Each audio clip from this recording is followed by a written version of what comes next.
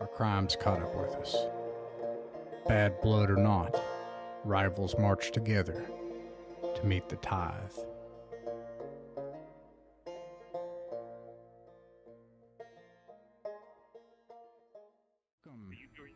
Welcome back to Corvox, everybody. As usual, as is tradition, we roll to see who does the recap.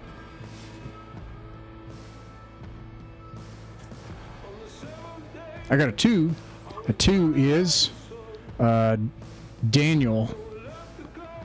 It was you last time too. I feel like I owe you XP or something. Oh yeah, I said I was going to give you something and I hadn't figured it out. So let me mark this down. We'll figure something out. But yeah, I rolled a 2, so that is a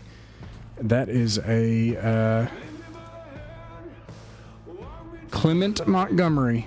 What happened last time? Right. Last session, as mentioned, we did leave the ship to a literal battlefield, and we had to make a quick decision whether or not we were going to try to sneak around or go guns blazing. Initially, it very quickly became guns blazing. Lots of people were shredded via my scatter gun. Lots of people were murdered from Jesse's sniper rifle. A lot of people were shot to death with, the many pistols. But at the end of the day, we were able to clear a good chunk and get the fuck out of Dodge.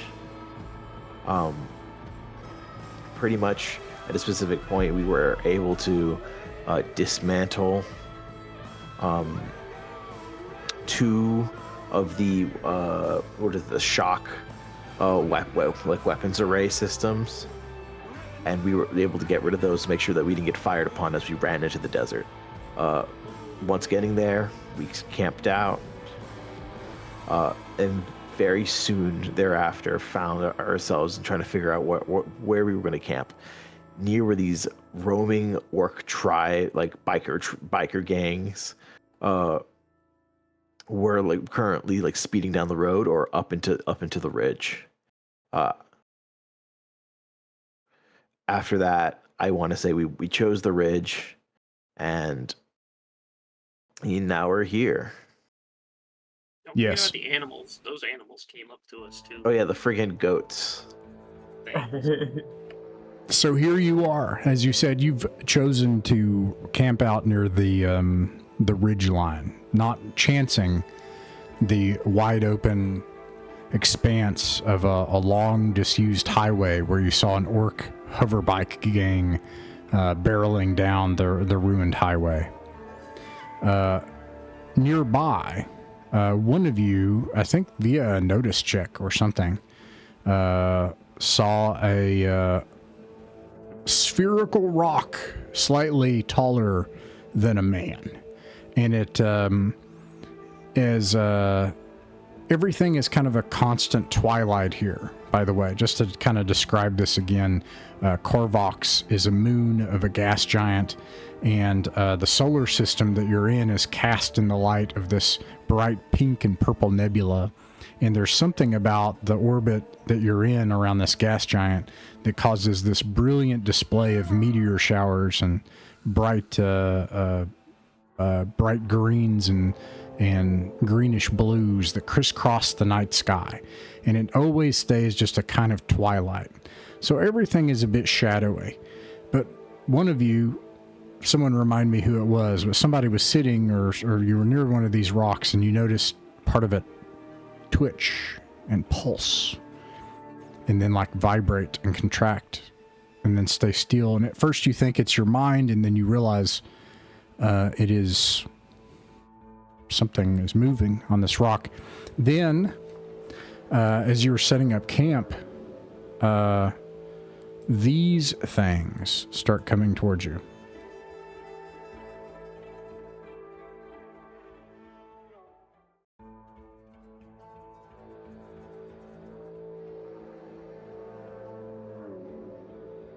Come on, Foundry. There you go. Yes. Oh, right, the goat things. There's 6 of these things. They curiously, and they're just getting closer and closer and just tentatively and cautiously pattering their insectoid feet closer to you. What do you do? Do y'all remember what we named them? Something heinous. I can't read my writing. I wrote it down. It's not, yeah. Story of my life. Croak, goat, something with a H or a T? I have it specifically written in my notes. Someone named them Big Dickless. It wasn't me. I just wrote it down. Well, we're not going to call them that. I'll go with basically anything that's the crab goats. It is. Yeah. I have their real name, but I'm not going to tell you what it is. No one knows what it is. You've never been here before. Fortunately, by the rules of language, what they're really called doesn't matter. Only what we call them matters. That's true. So anyways, by this point, they've gotten closer to you, and they start, one of them comes up to Abigail and starts sniffing on her a sack she's wearing, and she gets mad, and she's like, and she starts grunting, and she pushes this thing away, and it grunts and it like rears up, and it starts like kind of clopping around her and doing a like circling around her, and then another one starts kind of kicking, and Abigail starts getting kind of spooked. Hey now, easy girl, easy. Abby, girl. give it a treat. Easy girl. Let's see. Sorry, She has the food. I have traveled, so as usual, I don't have my notes on me. So let's see. This is Cormac. Cormac, do you have? Let me bring this up. Do you have sneak pilot? This would be survive, or it would be work. I do have survival. I have 1 in survival, yes. Roll a survive check. Alright, 2d6, right? Yep. Oof. That's bad. You start saying easy. Well, I was talking to Abigail.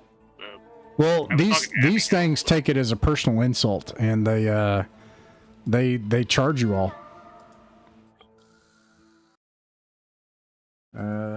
Oh no, we're gonna have to kill crab goats.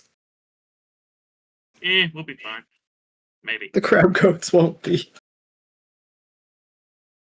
Gosh, dang it. It's a surf and turf all in one. Okay.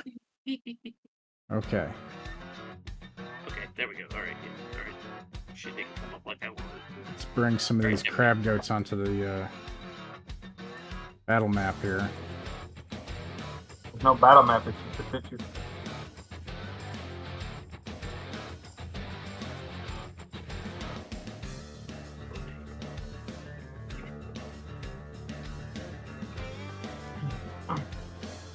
All right, so let me arrange these because this is kind of what happened. 2 of them are clopped around Abigail over here, and you've got Cormac over here, and they just got really mad. The rest are spooked, and the rest of you are kind of away from that bunch. What's the plan? What do you all do before we do anything else? No, you cannot do another animal handling check. That failed. Do we want to shoot them directly, guys, or do we want to try to scare them? I think that's probably our 2 options here.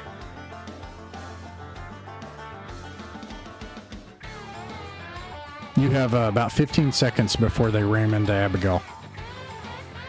I'll cower behind the pulsating rock. Okay. Let's see here.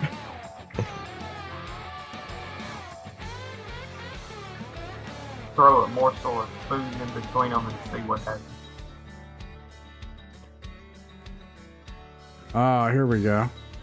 I have to look up what the rocks are. I lost my place on that one.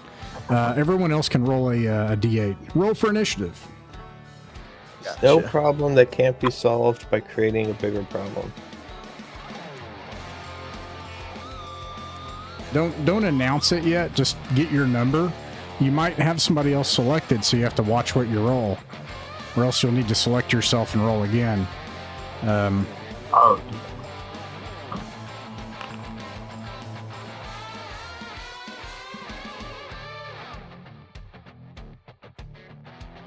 Oh yeah, that was with a +2. It was with a plus dex, so I got a 10.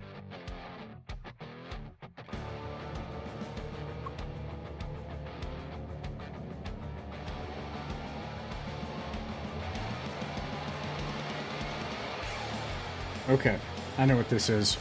Okay, so I'm just gonna do a countdown. This is how I'm gonna do it. 15. No. 14. No. 13. No. 12. 11. 10. 9. 8. 7. Nobody? I got 10. 10. Okay. 10. Okay. All right. Clement and Cormac. Yep. That's me. All right. 7. 6. Echo. Echo. Got a 6. 5. 4. 3. 2. 1. Oh, man. Okay. And then Evaldi, you got a 1 as well? Oh, you told me not to roll, I thought. No, roll, please. D8, you said? Yeah. Oop. A 6. That's a 6. Plus your dexterity. 7. 7 it is. Evaldi. Okay.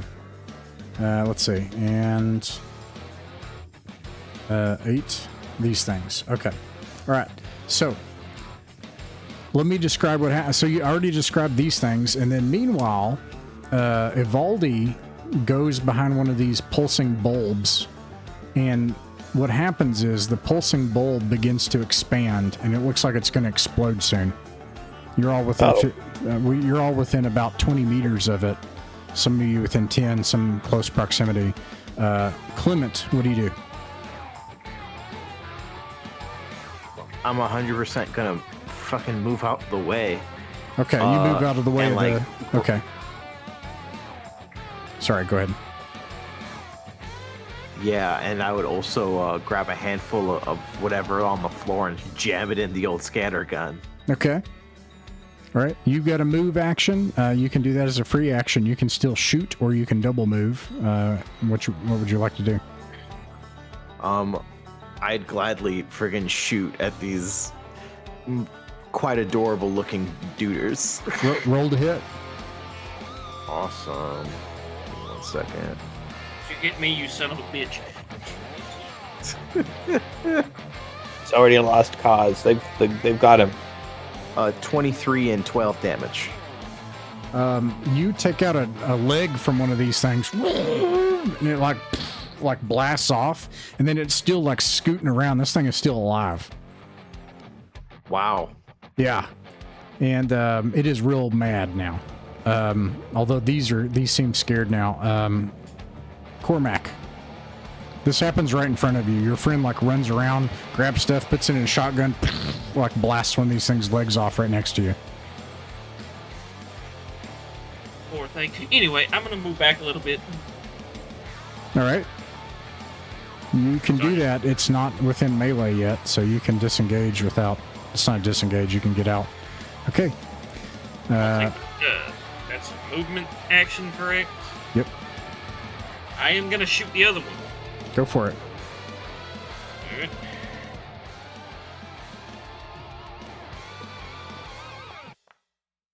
Oof.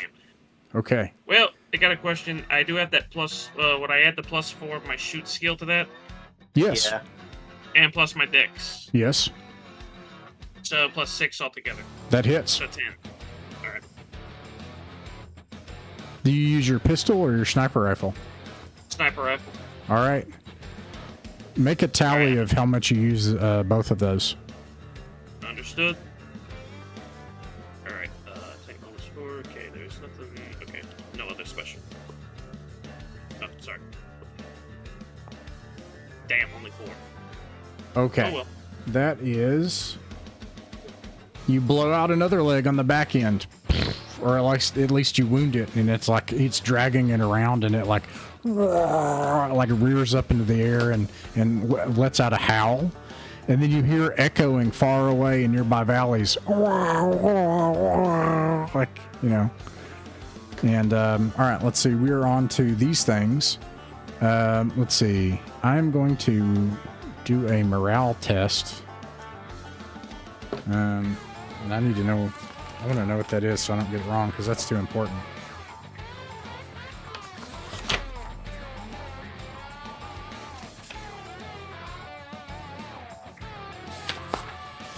Oh, okay. It's not going to tell me. Fine. All right. Then I'm going to do it this way.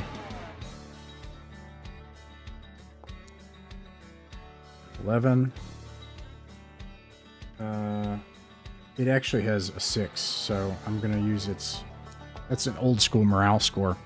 And anyways, they utterly fail. This horrifies these, and they just gallop off. These, on the other hand, are too confused and embroiled in combat. Meanwhile, this thing of this sphere like pulses and just like spectacularly explodes with the disturbance, and Evaldi hiding near it. Evaldi, you are covered in something that looks like slimy eggs with legs. They sort of look like semi-squishy spherical frogs, but like egg frogs, and they have 8 eyes, and they stick to you, and you feel something going into your skin, and these things like spray everywhere. Actually, I'm sorry. I'll tell you what. Evaldi, you can make a reflex save, but you'll make it with disadvantage. Everybody else can make a reflex save except for Abigail, Cormac, and Clement. Well, an invasion, fellas. Reflex is D6. It's a D20. It's an invade. Yeah, it's an invasion. It's like Pathfinder. They've got the 3 mental, physical, and physical. Your saber dies, if you will. Yeah. Oh, Jesse, we didn't need to roll. This improved last level, didn't it? We just leveled up. Well, go ahead and chuck a D20. Let's see how it goes. That's a fail. Exactly. So there we go. I pressed this button twice because that's really cool. Disadvantage. Yeah, well, you succeeded both, so that's handy. All right, and then we're still waiting on. Oh, I got to do the NPCs.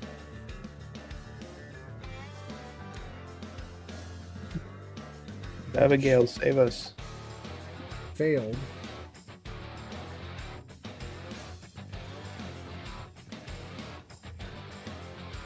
Succeeded, and then Vrock, did you succeed? 6. 6, you failed. Okay. All right. So what happens is you can feel there are these things attaching to your skin. They're burrowing into you now. And let's see. That brings us to Korvac. Oh, wait. No, not Korvac. Evaldi. All right. First things first. Let's take you. And then I think I would like to take the 3 steps it would take to get over to Rock. And I'd like to see about doing a little impromptu bugectomy here. Yeah, you can do that. You can do your heal test for your action. Okay. So Cormac was the one standing right behind it. Valdi was. Oh, okay. I'm fine, don't worry, I'm a professional. The situation was under control. Okay, this should help in the future. There. All healed. Yeah, you determine that basically if you can get these things burned off a person for 1 hit point, you can take all sorts of objects which you can improvise, including just firing your weapon at something a few times and then taking it and pressing at the flesh. You think you can leach out these things back onto the ground, but you need to do it in the next 2 rounds or else it's going to get more complicated. Okay, is that something I can do, or do I need to start shooting my gun first and then do it? Nah, you can improvise something hot. You can pull out I don't know. I'm I sure have you. no inventory. Oh yeah, it's true. I have a Yeah. gun. You could run over and ask Clement or Cormac to stick their hot weapons on people's flesh. That will be a minor action. Like people can do that. Like you could tell them like, hey, get something hot on this stuff now. Okay, could I shoot and then do him, or have I used my action to do the heal thing? That was your action this turn, but it's not going to take your whole action just to help have this happen next time. Alrighty, yeah, I'll holler at that dude. Just I'll apply a little heat, and these things will come right off. Don't worry. All right, Echo. Well, hearing that from his ally, Echo's going to start blasting his gun haphazardly in the air. And he's going to try to use the heat of it to burn off any of the things that got stuck on him. All right, that works. You lose 1 hit point. Brock. Lose it. Okay.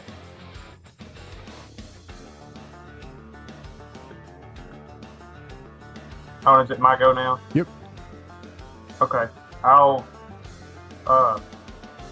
fire my pistol in a safe direction and then apply the heat. Okay. That works. You lose 1 hit point, and these you're like, and you're putting your searing weapon barrel on the these egg frog things, and they pop out of your skin. And these are like little tadpoles, and they pop out offended, and they plop onto the ground, and they slither around on the ground underneath your boots. And let's see, that brings us to the NPCs. One of whom will do the same thing, except she's going to go over here and shoot at this beast. And she hits, in fact.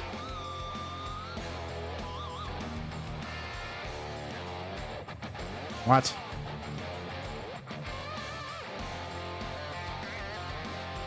Oh, there we go.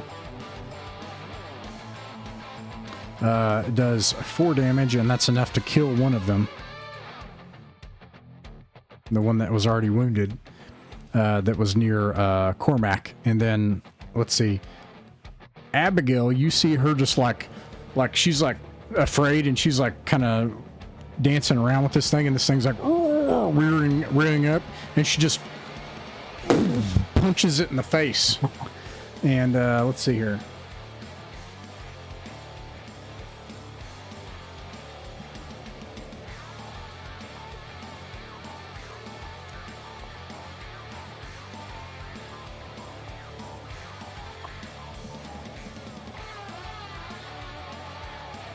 That is enough to do some damage.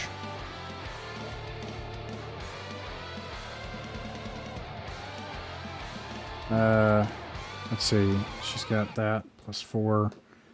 I can't remember what we said this was. I think we said 6 last time for improvise. That is 10. You see this thing nearly get like caved in. You hear bones cracking as she just like punches this huge thing in the face. It rears up, and it was like, whoa. And it like goes side to side, is dizzy, and dances back and forth. And it is definitely going to make another morale check after that. Which it utterly fails. And then it slowly like lops off sideways, going sideways all the way into the distance. Everyone burns themselves, and finally they're free of these egg frog things. Meat's back on the menu, boys. You're able to camp in peace otherwise for the night. Is there anything you want to do after that? Everyone with a pistol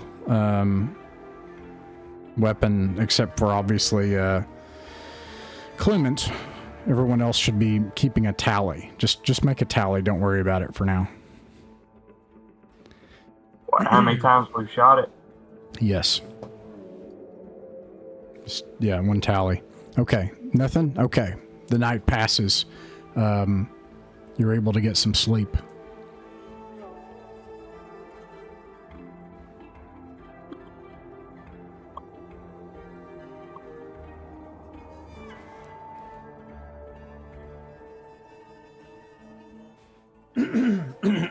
Excuse me. And let me see where you're at. Okay. This is obviously once a large road, now covered in sands. You can see that it is several kilometers wide. I'm not talking about long, I'm talking about wide. At this point, it's serving as a kind of massive wadi. Far in the distance, across the miles, under the nebula, you think you can see other rising smoke. You're able to surmise that it's probably more of those hoverback gangs. As you awaken and gather your things, you're not sure if those are coming or going yet. But you know that this is, seems to be a place where those things are. Where do you all go? I should describe around you. There are these rusty places. You can tell that along these ridge lines, it would be hard to track you. There are more of those pulsing spherical giant rock things. And then you just have this kilometers wide massive wadi with some of these glowing green ponds and lakes in places.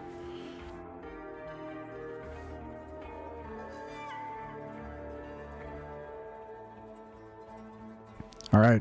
What direction were we aiming to go last time? Were we headed like to the northeast? Was that around where we were aiming? Jane pointed this out, and this is actually a pretty good depiction of this. In the distance is a spire. She believes if you aim toward that spire and go just northeast of it, that is where the town of Zarathema will be. And hopefully the Steel Legacy, and hopefully you'll beat Ron Calpin there. Where's that spire on the map here that we're seeing? Right. Oh, that close. No. Oh, up there. Gotcha. Okay, No. okay, that's where I thought. Okay. And by the way, the map distance is accurate. It is, so it's like dozens, more than 100 kilometers away. And I don't remember. I don't think I asked this last session. What are the glowing points of light on here that we see in the distance? Yeah, this actually is because you can see the glow and the haze in the distance just like that, even if it breaks your line of sight, but it looks just like this. These are craters that are in effect ponds and small lakes of some kind of radioactive liquid, a green glowing liquid with a haze coming off of it. Okay.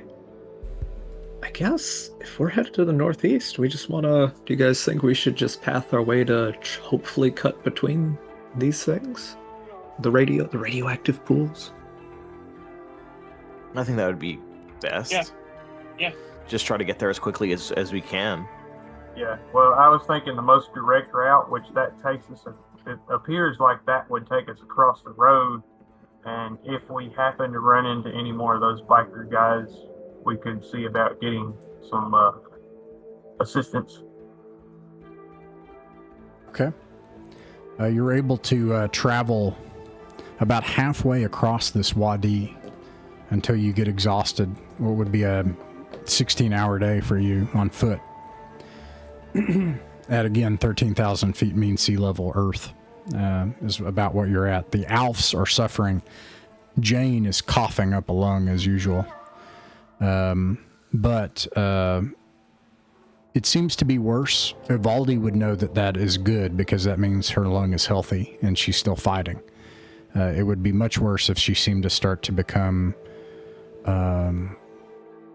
lethargic and stop coughing. So even though she sounds like she's dying, Evaldi knows that she's got a little bit longer at least, thanks to his help. Halfway across, let's see here.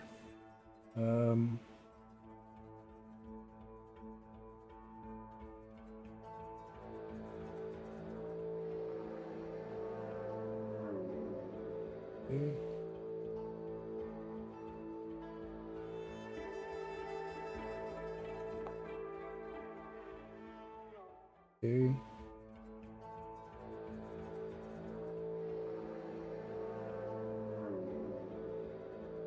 And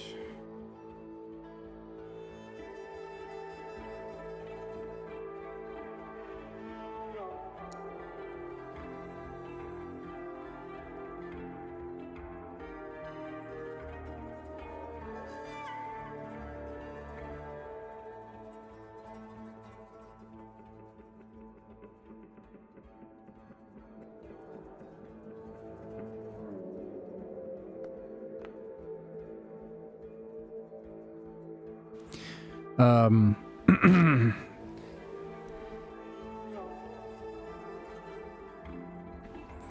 everyone can make a notice check. Awesome.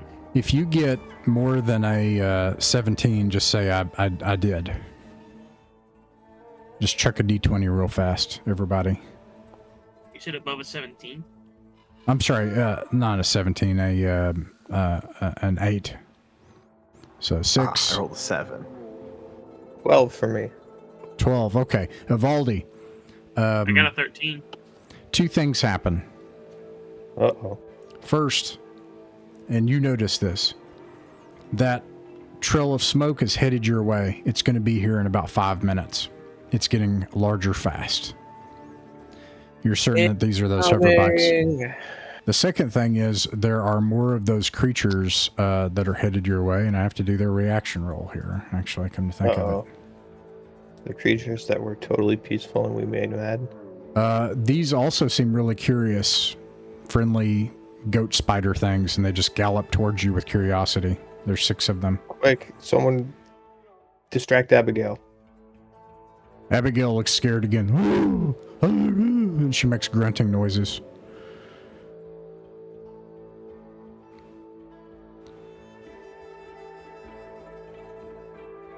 All right, what do you all do? Do we blast? Do we blast in the air? Scare them off? Well, like I was about to say, I'm not touching them again. Set them off last time. Old Cormac ain't gonna mess with no goats no more. Let me frame the situation. You blast your guns in there. You're confident you'll scare this herd off. You'll also definitely alert those people that are headed this way. There are places nearby to hide, but not from these animals. I mean, they already smell you.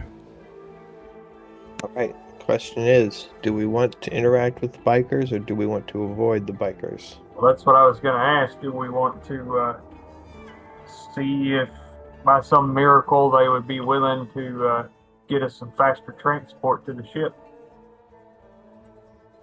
Or we could jump them, steal Well, their shit. Yeah, if they decide they don't like us a lot, then that also solves the problem. Well, I mean, I don't really want to. I don't want to.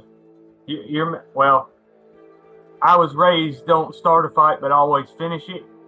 So it's like I don't want to initiate, but Yeah, if I have to defend, and if they decide they want to mug us, then we'll just mug them harder. right? just, Exactly. I rack my sniper. I can stay up here and give you some Overwatch if you want. Ooh, there's an interesting thought. Okay, you're able to do that, no problem. You're able to quickly find an Overwatch location where you could remove someone's head with ease if you wanted to. Sounds like you're going to fire your weapons in the air and both signal and drive off this herd. Is that right? Yes. Okay, you do that. Everyone mark off just one scratch mark for your ammo. And these folks come into view. Let's see here.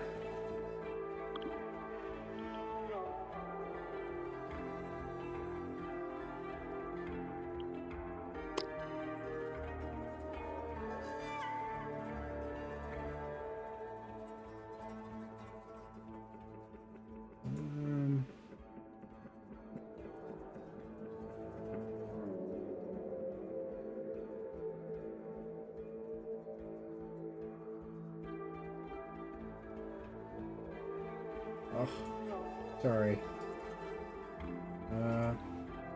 Where's the hidden one? Invisible, there it is. Okay.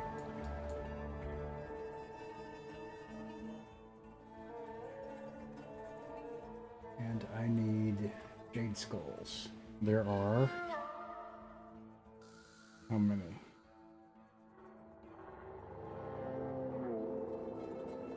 Several.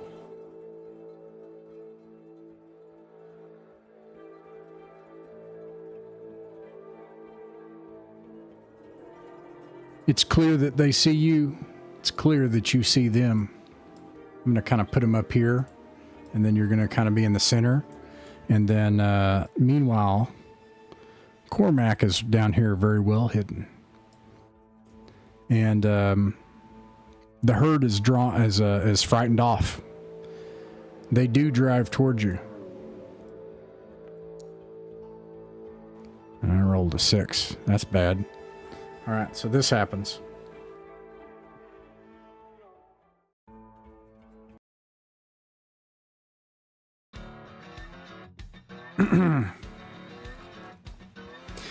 You hear this, and then like Vrock, it is clear to you that those engines that operate the hover bikes use some sort of fusion type or microfusion type power in the same way that a hydrogen fusion drive works in most fusion drives, like in starships. And it's really volatile, really radioactive, and really unstable.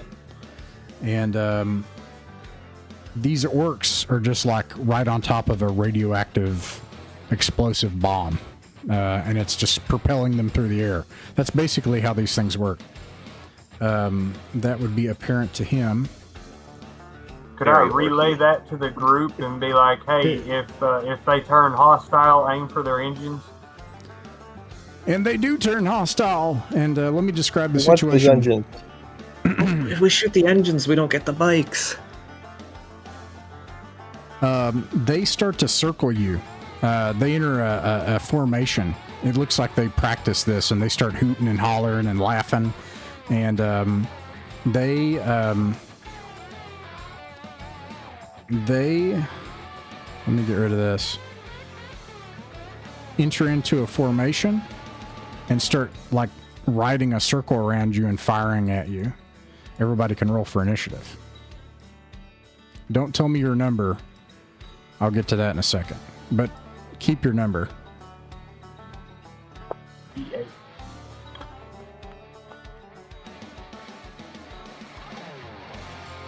Okay. And let's see here.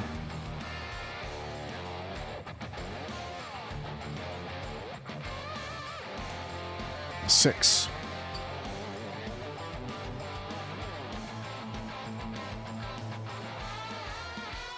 All right. I'm doing a countdown. 12, 11, 10. Nobody's got a 10? 9, 8. Evaldi, awesome. 7, 6, 5. Really? 4? Me. Ep4. Yeah.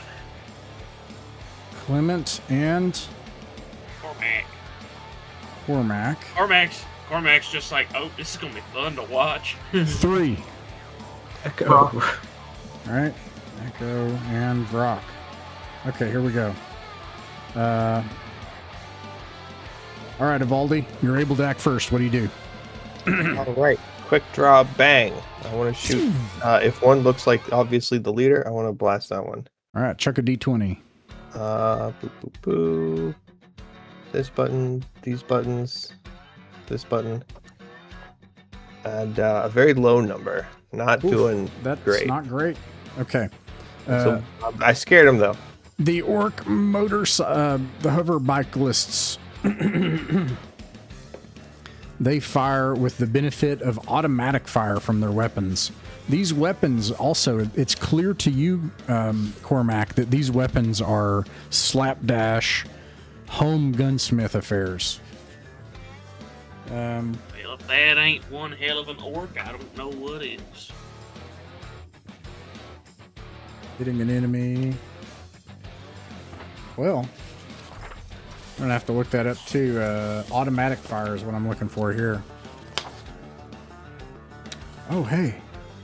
If it's like it was in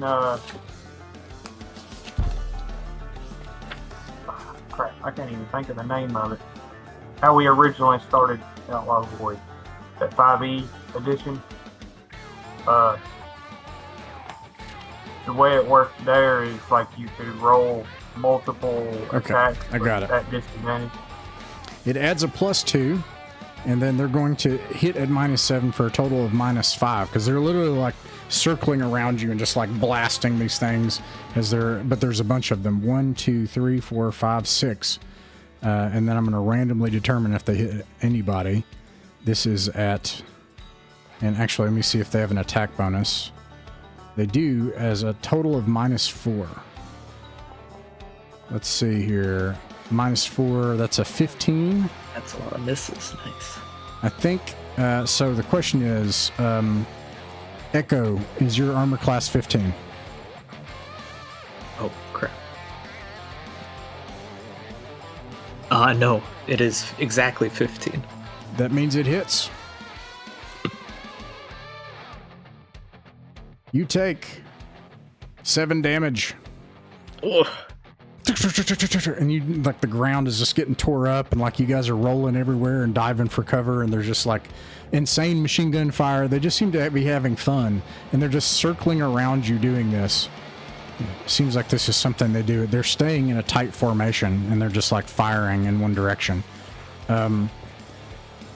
They also move, and that brings us to Clement. I do feel obligated to ask, are our NPCs with us? Yes, thank you for noting that.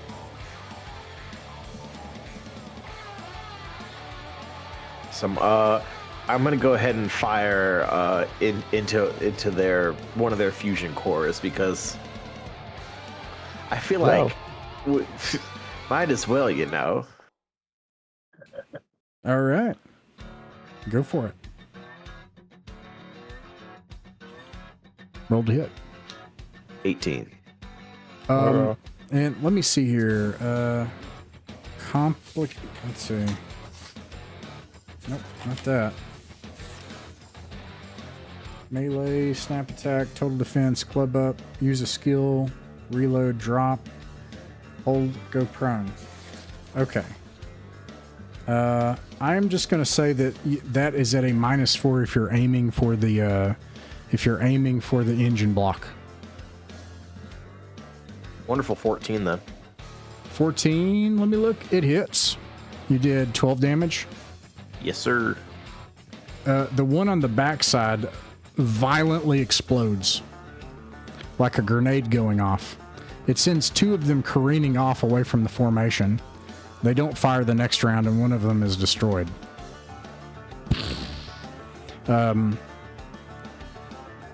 Remind me of that those 2 don't get to fire the next round. If I miss. Of course. The 2 NPCs, they see that and they're like, yeah, let's aim for the engine blocks. But it's at -4.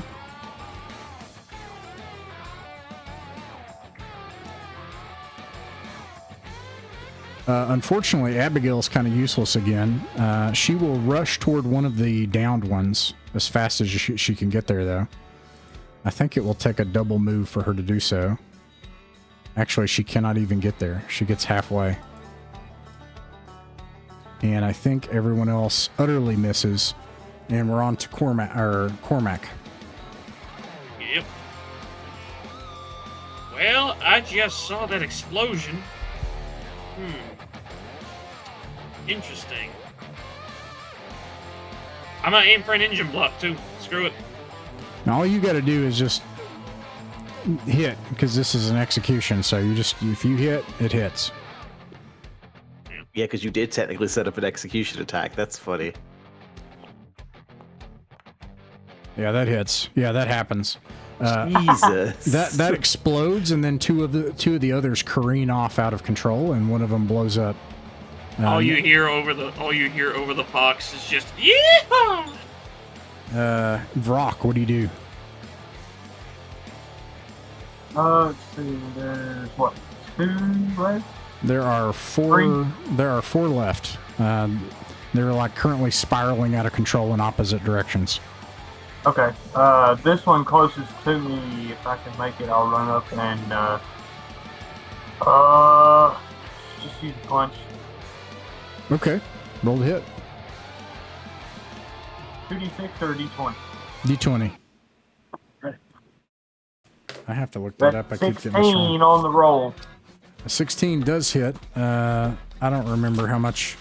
You'd, of course, add your punch as well. I am going to change this on the spot if I'm unhappy with it. What is the damage of an unarmed attack? 1d2 plus 1 for me. All right, then that's going to be 1d2 plus 1 plus punch. Plus strength as well, of course. Okay. I think that's where the plus 1 All right. came in at. D2, that'd be like a coin, right? Does it say D2 or does it say just 2? It says 1. It says 1d2. Okay. Go for it. I got a heads. All right. Is that a 1 or a 2 for you? I'll say heads is the better one, so 2 plus 1, 3 total. Okay, you do 3 damage. Let's run up and deck this guy. All right. It knocks him off the bike. He rolls around on the ground, and the bike just like knocks over and shuts down. Echo. I'm gonna pick off the one that I'll just go for the swap. Hang it on the map. Echo's gonna pull out both his pistols. Gonna get as close as he can, shooting the whole way that he goes.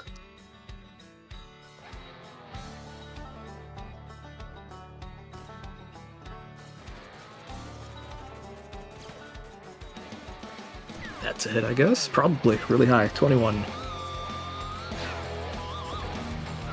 Yeah, 21 definitely hits. Roll for damage.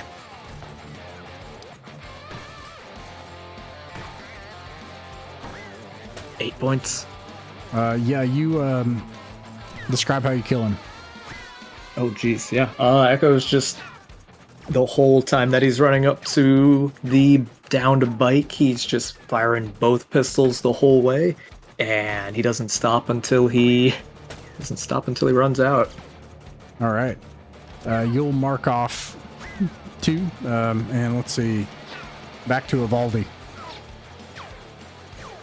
All right, shoot the rider falls down. I'd like to go for our southernmost friend here. By friend, I of course mean enemy. Boop. That's a 14 to hit. That hits.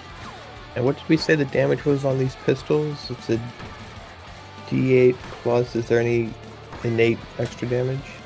It is a plus 1 to hit, plus 2 damage for D8. D8 plus 2. Alright, D8 plus 2, and then I get to add my shoot because I'm a gunslinger to my damage. You So have I one do- magazine that has 500 rounds. So, Nice. Well, I blast him for max damage. nice. Describe how you kill him. I like to imagine he gets caught in the shoulder and loses his balance, and it's actually the tumble that gets him. He breaks his neck on the way down. All right, these guys are definitely going to make a morale test. They pass. They're going to stand and die. They get off their bikes and they take their submachine gun out. They take cover so they no longer have the penalty, and one of them fires into Abigail. A 14. A 14 is going to hit Abigail. Abigail, you died as you lived. Hungry.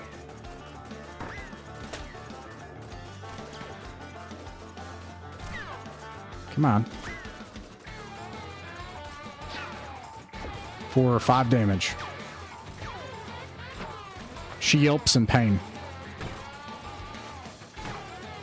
This is the guy she was charging toward. Okay. Let's see. And then we have one that's brawling with Vrock. And this guy gets up and then he just enters this fighting stance and just starts trying to brawl with you. He's going to do his punch. She gets a +2, plus his strength is +3. But just like swing, you like dodge, and he like swings past you. You know, you do that kind of body check, and he swings in and throws his weight into the dirt, and you just let him go past. And then we have, yeah, that's it. So the NPCs are going to shoot. The one that was shooting at Abigail. One of them is going to hit. 4. 8 damage. And what you see is this one starts shooting at Abigail, and you see Nart, the little halfling. He like just like sprints in, slides in front of Abigail, and like takes out a pistol and just like as he slides across the dirt, and shoots this guy in the face. And then lastly, Abigail, who is now wounded, is going to rush up. I don't think she's going to make it. Yeah, she can make it, but she can't attack. She's going to rush up and try to help Vrock. And let's see, that brings us to Clement. All right, so far we only got one more problem left, and that's that guy over there. Yeah, and he's standing, and he's like, I'm going to die like this. He says as much. He says, "Thank you for giving me a good death." He smiles. Phenomenal. Blood coming out of his mouth. I'm gonna go ahead and go over to one of the bikes that wasn't, fully destroyed, and see if I can try to find on like their bodies or anything, any keys to at least one of these bikes. Oh yeah, I'm gonna let them handle that. You're confident that you could get 3 of these bikes working. 2 of them are destroyed, but you can get parts off the 2 that are destroyed, and we will get back to that later. But there's much for us to discuss about the bikes if you want. Yeah. Other than that, I'll pass my turn. All right. Let's see, Cormac.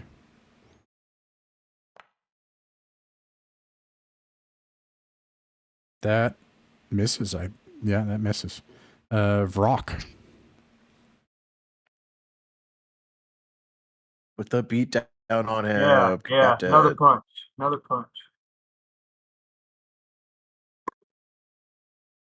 so good. All right. 8 plus strength is 1, 9 total. Echo.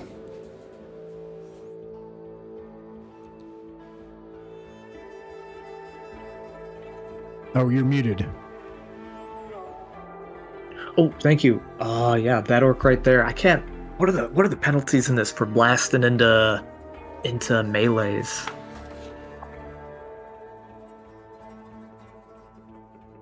I only really have the pistols. Well, I guess Echo will move to the side, try to get a clear shot. I think that's just if they're prone.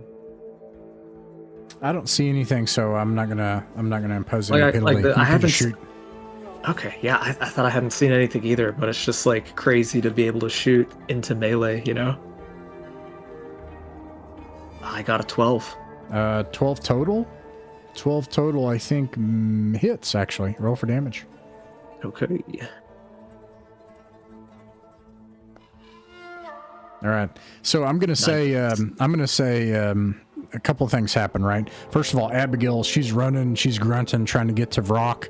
Vrock is just, like he dodges out of the way of this other strike, and then tries to like kick him. Does like a what do you call it? A front kick, but then also dodges, and he like rolls on the ground, gets up, and he's got blood coming out of his mouth, and he's like, "Thank you for giving me a good death." And then all you see Vrock is just and like a hole in his head, and he just slumps to the ground. And Echo just like walks up and just executes him. Does not give you the satisfaction of an honorable fight with this orc. Boo! Boo! You just hear over the comm. Sorry about the miss there, boss. That explosion knocked my damn scope off of 0. I'm not upset about it. All right. What do you all do? You said you want to investigate the bikes. 3 of them work. 2 of them are scrap. 2 of the bodies are also scrap. 4 of the bodies are intact. Quick question about these bikes: are they singular person bikes, or could 2 of us ride like together? I just don't know if they're made for orcs. I don't know if they're big enough for like maybe me and another person, or if it's. I was mentally trying to work that out. It's like the bigger guys, I don't know. The smaller ones, depending on what DM says, I thought, smaller people might be able to get 3 on, but that's not my call.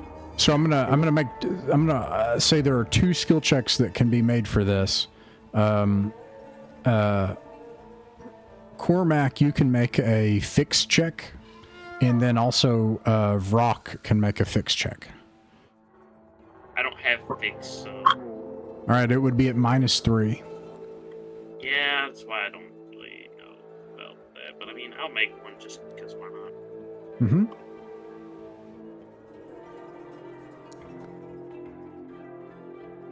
All right. And Vrock? I rolled a 6. My fix is 3. Okay, that passes. Okay, so Vrock. Okay. What happens is, Cormac, you go over and you look at these things. You're immediately able to tell that 4 of these things are working, and that you could all fit on them together. Like a couple of people could ride somebody behind somebody. But Vrock comes up, you come up and you learn some more details. I'll kind of add some more information. You can also ask questions because you're able to suss out everything about these bikes. You're confident that you could work on them. They don't appreciably seem to require a lot of energy. It seems like the microfusion reactor, that technology that's been jury-rigged here, has a power source in it that is something like an unstable form of hydrogen. It's not hydrogen, but there's something in it, and it glows green. Okay, so it's the same color as that's coming off of these pools. But you know that the pool, like the liquid, is not going to be condensed enough. There's some sort of like reactor fuel that is in these bikes. You don't know what it is, but it's glowing green. The other thing you know, Vrock, is that it is extremely radioactive. And anybody that sits on one of these bikes that is not an orc is going to make a regular radiation check normally to sit on it and get radiation sickness. An orc would not be bothered by it. So you and Abigail could ride one of these bikes no problem. Then the last thing you should know is they're very unstable. If they're handled incorrectly, or they bump into something, or somebody shoots it, just as you've seen, they will explode spectacularly like a regular grenade. My question would be, how fast are these things compared to, 1, the distance that we have left to travel, and 2, how long it would take for someone to get severely radioactively sick from it? So mechanically, as soon as someone who's not an orc sits on this thing, they're going to make a test to see if they get radiation sickness, and they're going to get the first level of radiation sickness. So it's not like lethal, but they will experience radiation sickness if they fail, and they'll make a physical saving throw.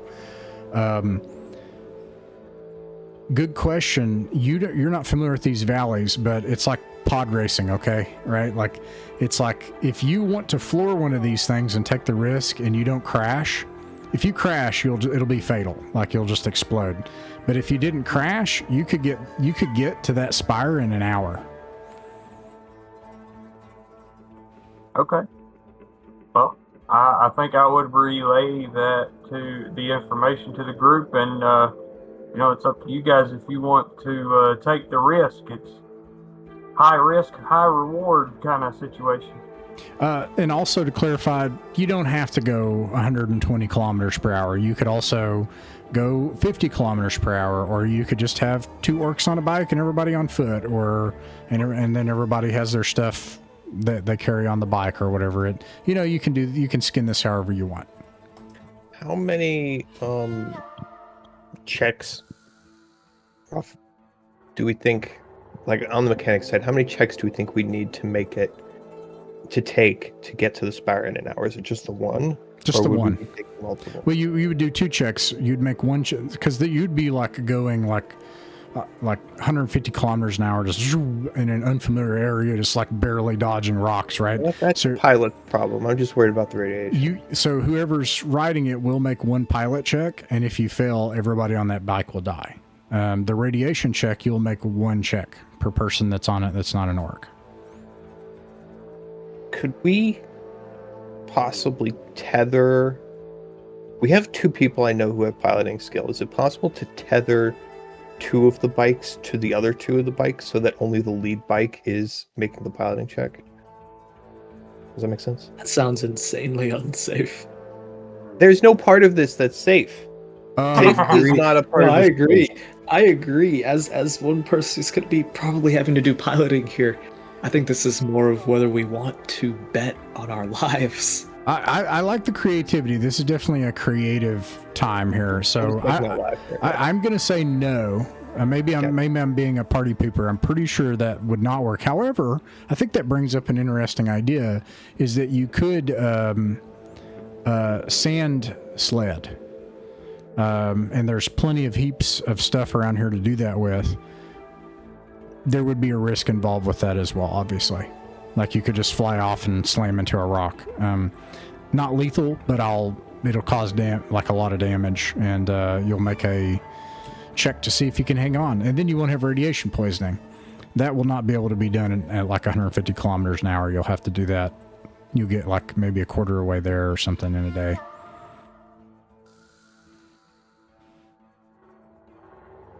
However y'all want to skin it. What else? What do the orcs have on them? What was the stuff? So they have ornaments and fetishes and things that are carved out of a stone. Some of it is like embedded into their skin. I can't remember what those kind of tattoos are called when they have physical objects in you. Epidermal. Yeah. Scary. But they all have glowing rocks in places. And it has that same glow that's on the fusion reactor and the same glow that is in the ponds. They also have... Hey, sorry to interrupt you there. My character's gonna go on autopilot for just a couple of minutes here. I got 2 or 3 metaphorical fires that needs to be put out real quick, and I'll be right back. Gotcha. They also have, each of them has a submachine gun.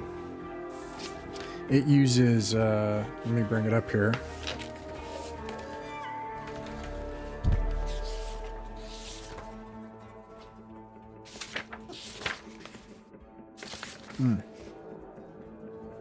Semi-auto pistol, which does, submachine gun does D8, can fire in burst, but every single time it fires, there is a 1 in 20 chance that it'll just like shatter on you and turn into a minor grenade, doing the damage to you instead. I like the way these orcs jived. They knew what they were about. And they do have treasure, because I just rolled for that. So let me actually see if they have anything really interesting. My particular goal is I want to know if they have like knives. I have no particular intention for this, but I would like to acquire a basic bladed weapon. That's a good idea. Yeah, do they have... I was gonna say probably a better idea to see if we can try to operate these hover bikes. Well, we'll get to Gets that. to our sharp points much faster. Each of them has primitive leather jack and thick hide armor, which provides armor class 13 to anyone who is orc sized. I think everybody's already got better armor than that. You find... Do they have like ordinary? Do they have like ordinary things on them? Like, are there small knives or like lighters we could grab off them? Yeah, I'm looking at that we don't now. have anything. Okay.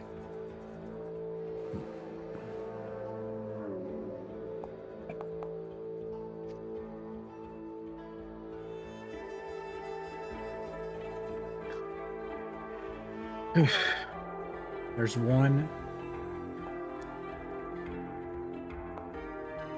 Okay, one of them has a blade. It is a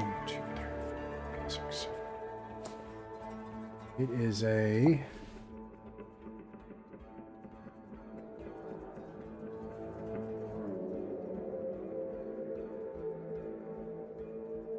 medium-sized primitive weapon, aka machete. It does d6 plus 1 damage. It can be used in either strength or dexterity as a bonus. Let me see what else they have.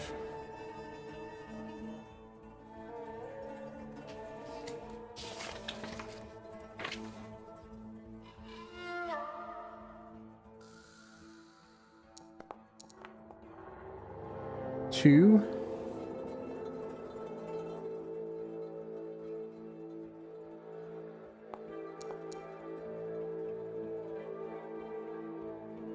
One of them has I have to look this up. I literally don't know what this is.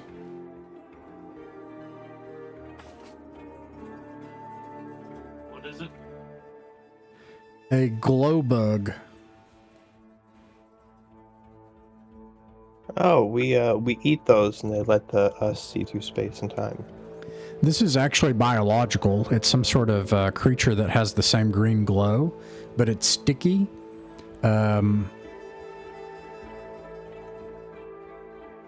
It has a, what do you call it, bioluminescent quality that if you traumatize the bug or kill it or shake it and then slam it up against something, it'll just glow for like 24 hours.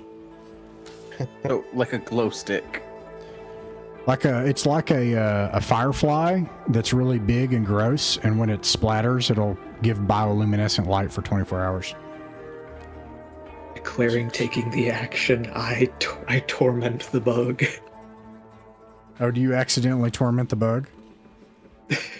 Accidentally. Well, It sounds like you have to do it on purpose. If the bug survives being tormented, can you torment it again in the future, or is it a one-use? It's a glow bug? one-use. You kill the glow bug, and then it illuminates. Okay, hold off on torturing the glow bug. We need a second glow bug. We need to create a renewable supply of these things.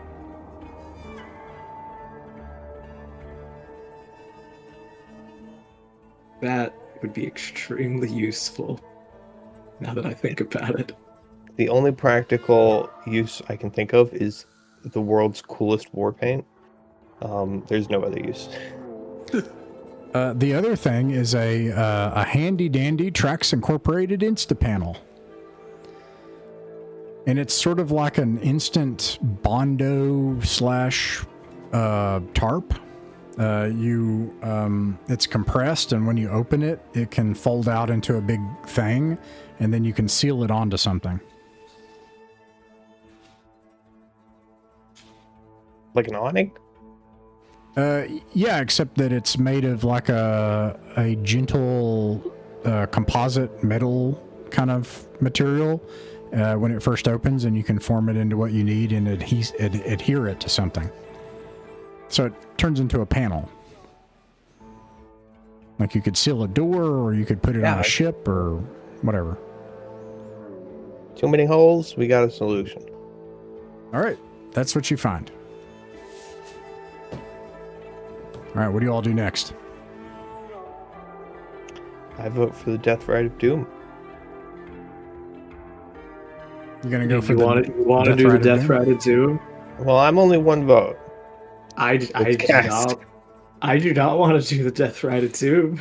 Come on, you can do it. I believe in you. We get where we need to go faster. We'd solve all our problems. True, and we don't want Waltz's nuts to take our fucking ship. We'd get to the ship before our rivals do. We'd escape the police. We make a few extra characters for the ones we lose along the way. Some of you may die, but that is a price I am willing to pay. All right, vote time. Let's see here. Doc Evaldi is voting for the Death Ride of Doom. I'm willing to slow it down if it makes the checks easier, but I vote for the Death Ride of Doom. Echo's voting against the Death Ride of Doom. Clement. Bad sign. I was already knee deep in trying to get one of these motorcycles working anyways. So you're voting for it, Cormac. I'm gonna be so real. I really don't want to do the death ride. All right, we're at an impasse. I'm not gonna wait for Vrock. I don't know Alright, how it's so- gonna go if he I'm comes here. back. Oh, you're Alright. there. Okay, now you're the tiebreaker. Death ride of doom or not? Was while I was on autopilot, was there any additional information that came up about him? We just looted them a bit. Nothing Okay. nothing related to the Death Ride of Doom. Uh, It's all the math you know. Although it's entirely possible both of our pilots have voted against it. well, I don't, like I said before, I don't like to be dictator. No, you're it, man. You But got it. You got it. Time You're to make the the call. tie-breaking vote. This is non-dictatorial. as y'all's captain, I feel like your safety is my priority, so I'm gonna take the safe route on this. All right. So let me cascade down into other options. So next thing, let me start from the bottom up. Leaving the bikes. Is that something you all want to do? Just totally leaving them? I think it's up to the orcs. Yes. Not really much point in taking them if we're not gonna be riding them. Well, 2 orcs can. Or at least one. Abigail does not know how to ride a bike, but you have pilot, so you can do it. You're never too old to learn, Abigail.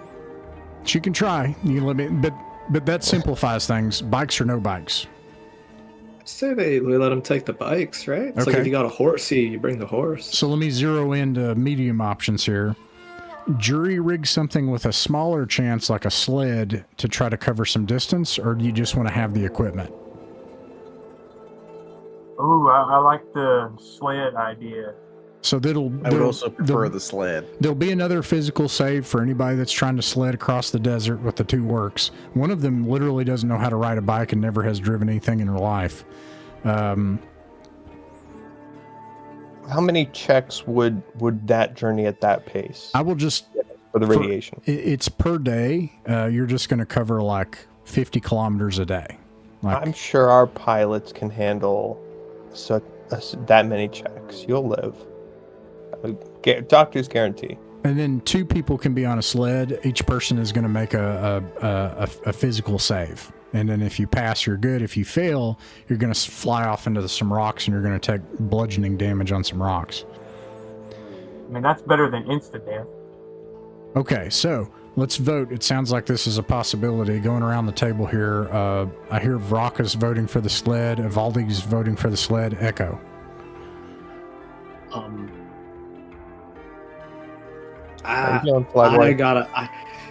I think this has a much better chance of success, but I'm gonna vote no on this. 'Cause That's- I think you anything could do gives us that. a chance of just killing ourselves. Plus, 2 of you are down some hit points right now. I just want to point that out. Clement, I think it's the best idea, seeing purely on the fact of we should find avenues to like travel faster, because on foot leads us to nothing but danger at this It's point. going to be like weeks on foot. Yeah, might as We're well going cut nowhere that fast. cut that time a good chunk. it's about 120 kilometers away, and you travel about 20 kilometers a day. So yeah, about a week. Okay, Cormac. Actually, that was Clement, and then Cormac. I guess I'll go for the ride. Okay, all right. So it sounds like the ride is happening. Does anybody want to risk any level of radiation like Echo, who is a ridiculously good pilot? I'll even make this deal because you're so good at it. I'll say that no one has to make the save, but Echo would take radiation poisoning. Otherwise, it's the orcs. And Abigail, well, she's going to be at a -3. Yeah, I'd drive before I'd let Abigail do it. But I don't have any particular skill in piloting. You actually have a suit on if you want to do that. So you, But I can't. But the thing is, I'm not any good. I'm not a good pilot. don't you have pilot 1? You do. That's automatic, or pilot 0 is what you start with. Yeah, but like, there's better pilots. You want to give somebody your suit? Is that what you're thinking? No. Well, You can't It's just, okay. you Echo don't will ask pilot. people, oh, do you want Echo- to get naked right now? all right. You Let wanna me just look up the take it all radiation off? rules. No, this stays on. I think it just leaves it up to me. I don't think it actually tells me anything. Systems.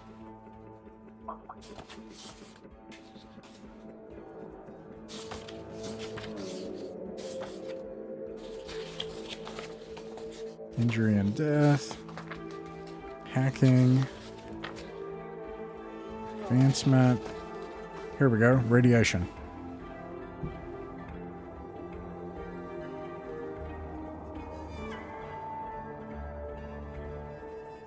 Okay, it decreases your constitution score by 1 point.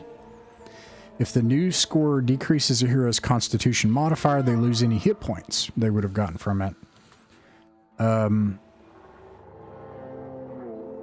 Once you're half of your constitution score, you die in D6 weeks. If you're reduced below 3, you die instantly. It doesn't instantly kill a victim, but you're going to vomit, have headaches, soft tissue bleeding, and dizziness. You're going to bleed out your butthole. Whatever T-Rex says for that. But you can function otherwise more or less normally. In order to cure the radiation, you have to get treatment at a TL4 hospital ship bay. You otherwise recover the lost constitution at a rate of 1 point per week. Non-fatal doses can be treated by a medkit and a heal check. Hey, I got you. If I remember correctly, doesn't the Steel Legacy have a medical bay, or no? Isn't that good? We will get to that quite later. We'll see how. Remind me of that when we get there. So yeah, you got, how many medkits do you have? I have 1 remaining, and I did want to ask you. I have just Discord DM'd you a picture, which is just the description for the healer talent, which says, using only a basic medical supplies, you can heal 1d6 plus heal skill hit points of damage to every injured or wounded person in your group within 10 minutes of first aid, spread among them. I was basically wondering, oh yeah, you can do that right now. And it doesn't expire. No. Does it consume a medkit? Yeah, so long as you have it on you. But here's the catch. If you use it for gosh dang it, for Echo's radiation, it will use it, I'm gonna say. But as long as you have medical supplies on you, you can do that every single time after a combat scene. All right. So I was wondering, could I heal my injured dudes, whoever they have? Yeah. Let's do it. Go for it. All right, let me press this button and this button. If you're injured, you may heal 7 hit points. Okay. Have fun. That brings Abigail back. She's good to go. I was down by 2. That puts me back up to full. What about Echo? I think that fixes Echo too, right? Down, only 1 hit point after that. Oh, nice. Okay. Yeah, so long as you don't use that medkit, you have that every single combat scene. Radiation. Yeah, do you guys want to have any of the pilots risk radiation? You would just lose 1 constitution if you fail a physical save. I think that's as much as I'd love to put that up to a vote. I think that's up to the pilots themselves. I am indeed certainly asking the pilots, which I think are Vrock actually is not going to have a problem, and then there's Echo. I'm willing to risk it if Rock doesn't want to go. All right. You I think we need 2 bikes going for this. Yep, that's right. Yeah, no, you got it. Okay, so you look out ahead, all right, and you got a couple options. One option is the real dangerous one, and I'm going to impose a -4 penalty to this piloting check. It will also impose a -4 to the sled check.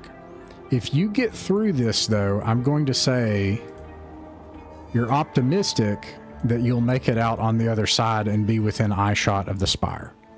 The other option is that you can follow this highway like the orcs do. If you do that, it is a regular pilot check and a regular physical save, and you will make it somewhere down the edge of this wadi. You'll be hoping that you find some path in. And if you find a path, I'll let you know immediately at that point.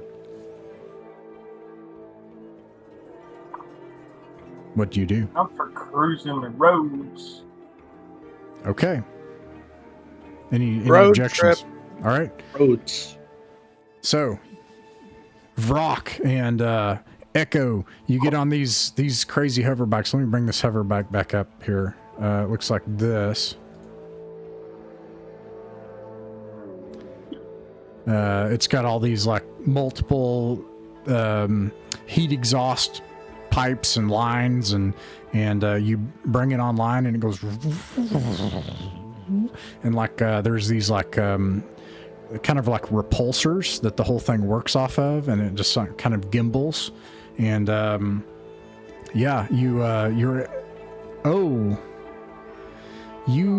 are going to, I'm going to say you're going to have to take some time to construct a rope-ish thing from their clothes, but you can do that, okay? This is a heroic game. This is not an OSR game. So you take their clothes off. It's kind of gross, but you're able to like build a rope with it, and then you get some of the scrap, and you get a big panel of metal that's stuck nearby, and 2 people hang on, and you take off like both of you. Vrock and Echo make a pilot check. Obviously, you want to get an 8. What skill would that be based off of? Pilot. I know, but I'm sorry, what stat? Would it be Dex? Dex. Or Dex. intelligence to know how to properly use Dex. Right. Dex. It's gonna be Dex. Whoa! Great success. Someone That's a was not a 9. pilot. All right. So, all right. Somebody got a 15, looks like. All right. And then Yes, sir. That was Echo. All right. And I then got a 10 total. a 10 total. All right. You guys like whip down this highway. Everybody else make a physical save. Somebody wheelied and almost thrown them off. Easy. All right. I'm going to randomly determine who this is. I don't know where that D6 came from. It's me. It's me. I'm rolling for these poor NPCs right now. Something's going to Oh happen to them. no. So, Oh no. all right. Did anybody fail? No. Cool. All right. You get halfway. Let me describe what happens. You take a particularly hard rock on Vrock's sled. Who's with Abigail? One person can be. Evaldi? Evaldi, you're with Abigail. And then like you try to grab a hold of her, and she moans, and she just like spirals and slams into a rock nearby, and everybody has to like circle and stop and go check on her, and she's like, oh, and she moans, oh, and she grunts, and she took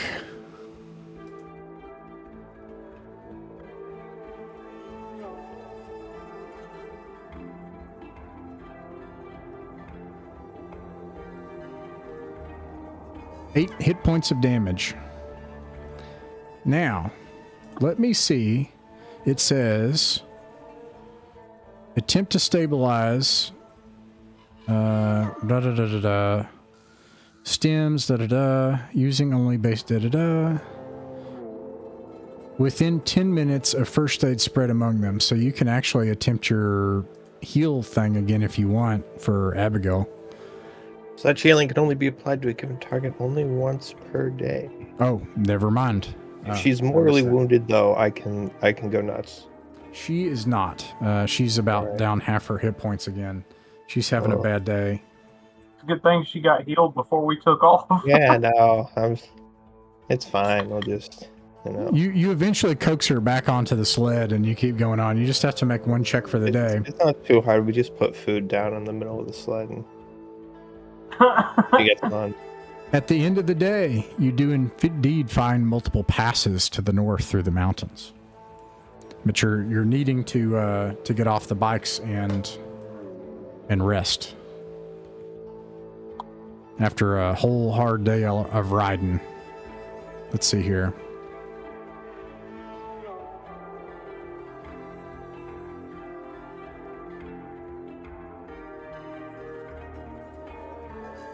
You see beyond these passes in the distance, lots of smoke.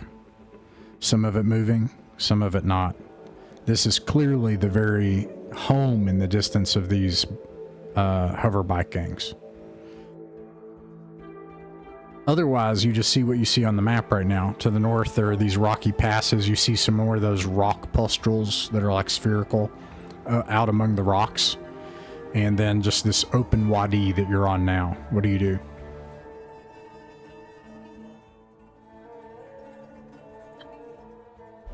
probably a good idea to avoid the bikers because we're getting close to where they came from. There may be a lot more.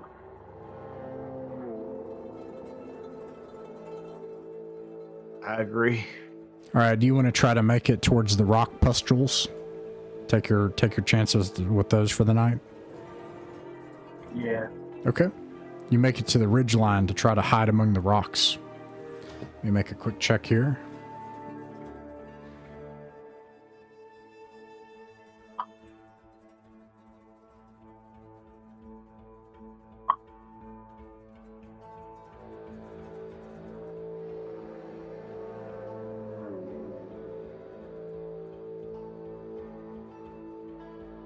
All right. You do the best you can to stay away from the rock pustules, I assume, and you succeed for the night. And the night passes, but really the day and night, really, there's not really much difference here, but you're able to get 8 hours of sleep and rest. I think anybody who is wounded gets another hit point back. And Abigail will get a hit point back. Let me add that.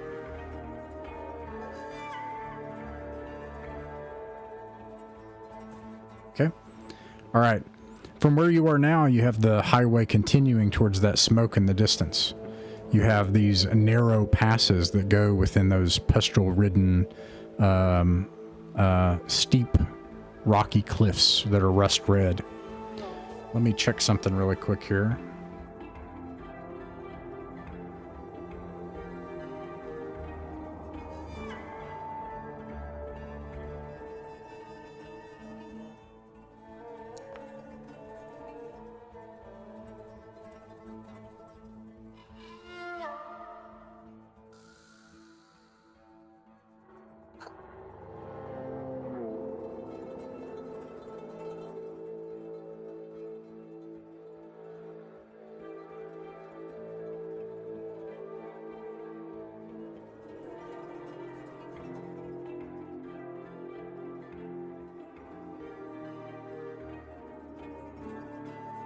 Okay.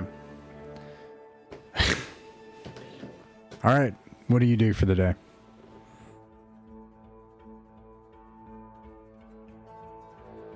That's Let's right. go gambling. You wanna keep trying to make it up the you gonna sled? Sounds like it. All right. Let's do it. Pilots, make your hover bike checks.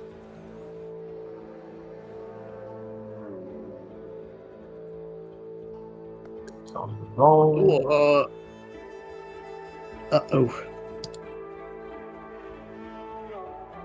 Got a 7 total. Each of you get a 7? Oh crap. Okay. Sounds Thank you all for joining us on this journey. It's a great series. You each slam into a nearby rock and you realize the reactor's like, and then like you look back, both of you, and you're like, everybody jump, and like they slam into the ridgeline. Everybody make a physical save. Save D20 or 2D6? It's a D20, yeah. It's a singular D20. Oh shit. Okay. Okay, I passed. All right, anybody fail? Yeah, I rolled a 2. All right, Vrock, you take 8 damage. Let me roll for the NPCs, actually. Anybody else? No? 4. All of the NPCs take 4 except for Abigail, who takes 7 damage.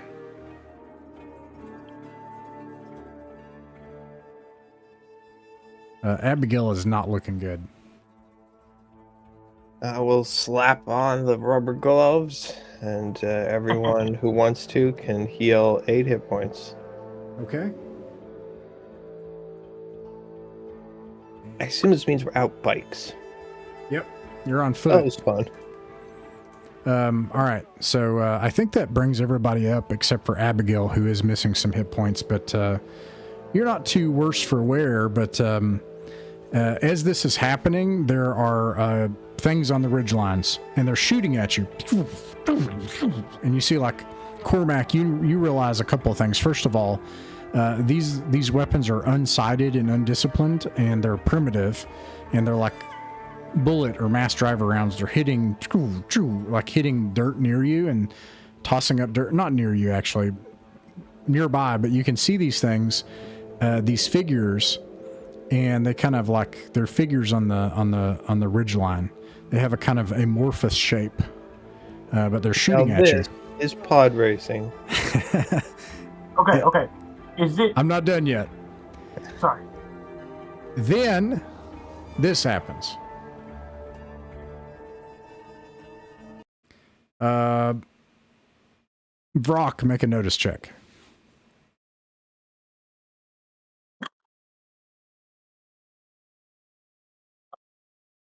Roll.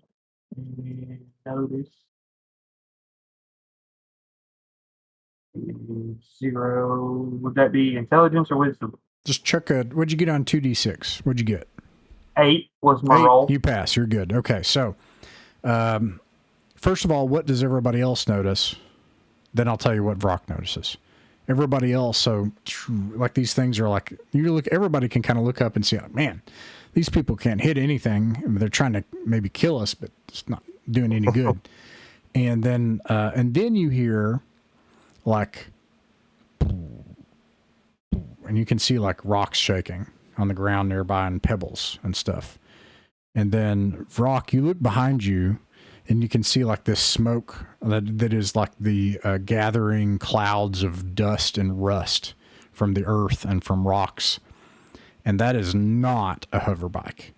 And there's something massive that is coming your way.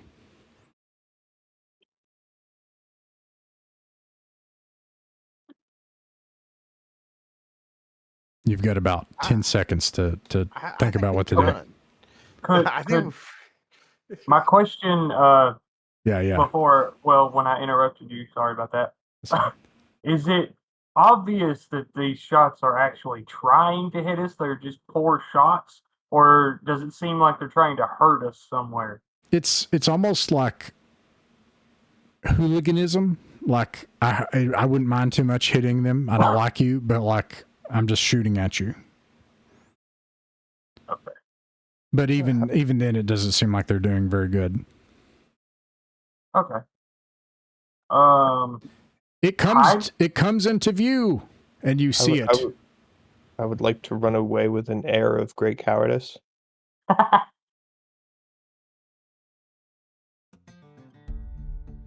And there's this massive beast. This thing is probably 30 or 40 feet tall. And it's just like charging down this narrow pass that you're on towards you. You're surrounded by high terrain and these things on the ridge. They stop shooting and they like watch. All right, Echo, now's your time. What? You're the man who can talk to animals. You got to befriend it. This is your moment. You got to save us all and turn this thing into a mountain. Right into victory. Convince it to take out the whippersnappers up on the ridge. It's mad. That's what Echo can tell. It's very angry, and you're very small. And take cover. It's a bad combination. But maybe it is like an elephant, and things smaller than it are scary. This thing's not ready to talk, guys. I think it'll just crush us. If we all go in different directions, it can't catch us all. All right, we've got one vote for everybody for themselves.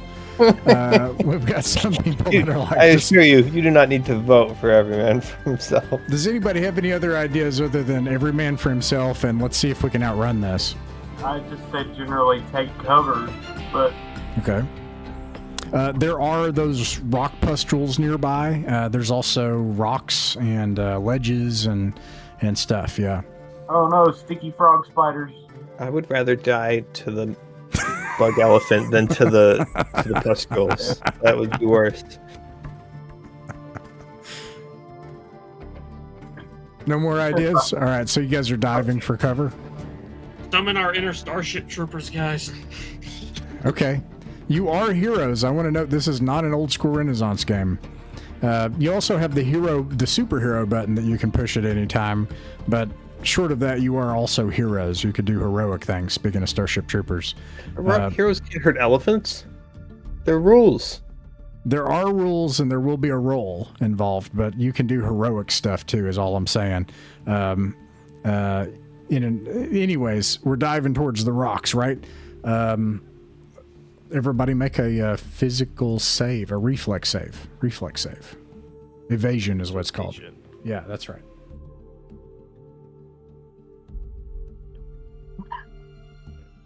Not going well.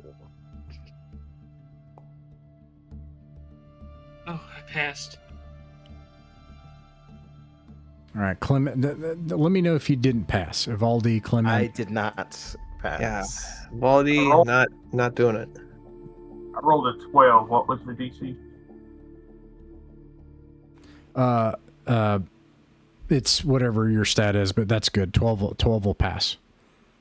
12 will pass. Okay, so those that failed, wow, I rolled really bad. So the ground near you gives way, and it splinters and sharp flying rocks and everything, and debris sends you flying against nearby rocks as things fly into you. Everyone who failed takes 2 points of damage, and then it barrels past, and then it turns back around, and it's going to try to gore you and charge you again. This time, you're separate. So, like, the people that failed are in one group, and the people that succeeded last are in another group, and it's charging towards the people that succeeded. You think this time it's actually going to try to gore you and get you under its feet and actually stand on top of you. Question, you said it's like 30, 40 feet tall, right? That's right.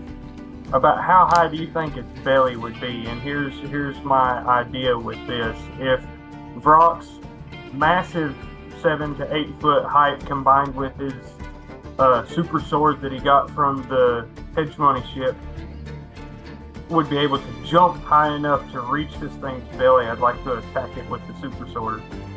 If you do that, it will activate. Do you want to do that? Yeah. Let's do it. All right. Let's see here. You're my hero, Vrok. It was a pleasure to know you. I just want to run up under it, jump straight up, and try to do a slash on its belly. All right. You are now using heroic rules. The following things happen that you see with Vrok. Something ignites on his hand, and you see like this, what are these glows like? It's a, a halo effect. Like you see like beams of light or like a rainbow, like how the light changes around his hand, and there's this bright light on his hand. And then like you bring up this sword, and you can see lots of these little lights, one on each of your hands, one on your forehead, one on your chest, and one on each of your feet. And then one on the blade.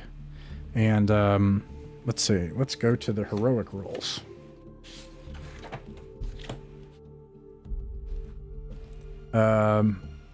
I think it all still begins with a roll to hit. However, you do have some options here. You can commit your fray die to... Yeah, this is not a super important enemy, so you can use your fray die, whatever that is, and it automatically causes damage. And then, yeah, I think it's just still roll to hit, though. Are you, you're an expert, right? Yeah. Okay, yeah, roll to hit.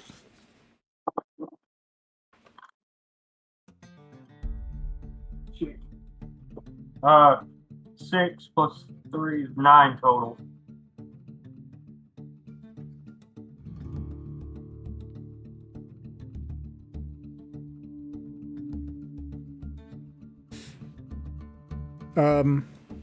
The problem is you're very small and you're very slow and you don't get there in time. And like you try to swing this thing, but you need to get up to its belly. That kind of sums up what went wrong. However, you're able to slice its little toe up for however much your fray die is. That doesn't mean you can't try again if you want to keep going, but for next round. 2. 2 damage. Yeah, it does not seem to do much to it. This thing is massive. All right. Everybody roll for initiative.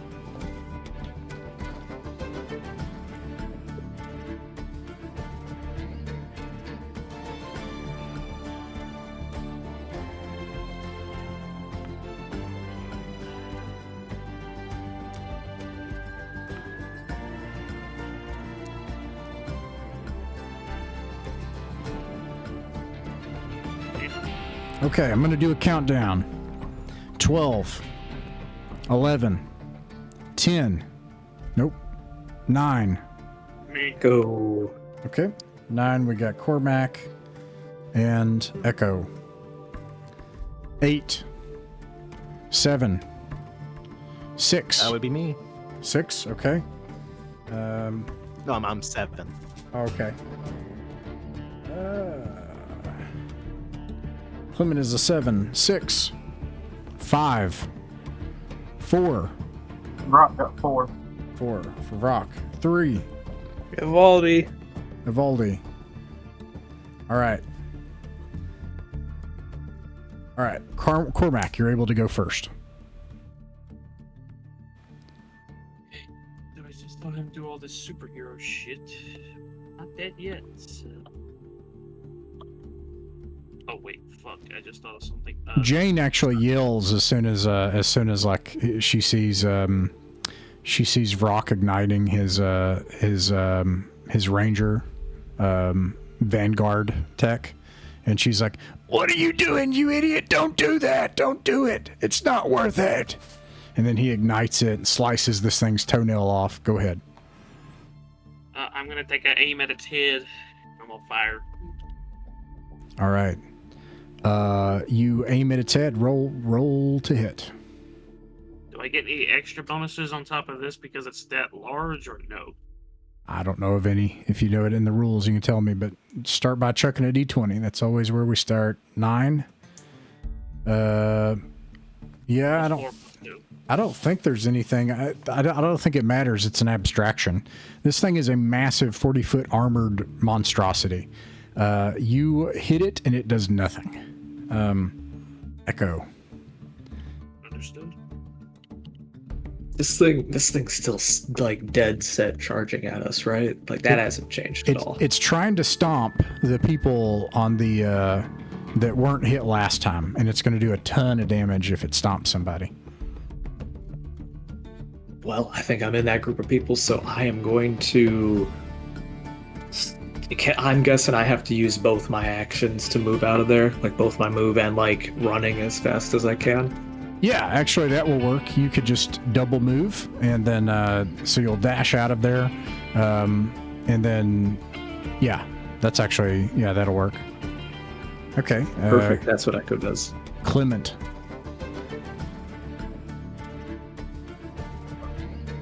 Right now, honestly, right now, I'm trying to like get to safety as best as I could, and probably like chip away at whatever like toes or kneecaps this guy is on, because I'm still in the same boat as what's her nuts. Very much like, why are we trying to make sure the hegemony knows where we are, Rock? That doesn't seem very wise at all. All right, no problem. So you're dashing. Yeah, you can dash away, and that brings us to this thing. Now, 2 people have dashed away. What is Vivaldi doing? Just kind of skip ahead here. Well, I was going to ask, because you mentioned that our group we'd kind of gotten separated during the rocks exploding. How many of us are in the direct path of the goring? And is anyone safe of the goring, or did you get hit last time? You did, didn't you? I got hit. Okay, you are safe. You can just go away if you want. I think I would attempt... I think I would kind of look like I'm go in a different direction than everyone else, like the every man for himself thing, but blasting it while I go. Okay, so move if it and shoot. chooses- You can do Yes, that. if it chooses to go after me, it would be going after no one else. Gotcha. Okay. Roll. Let's see. This button and these buttons. Nat 20.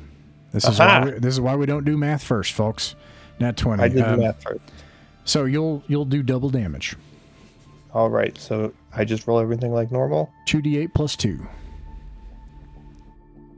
That's what we agreed on More, last time. I get remember my that. fancy thing. So that's a 7 for 14 damage, I suppose.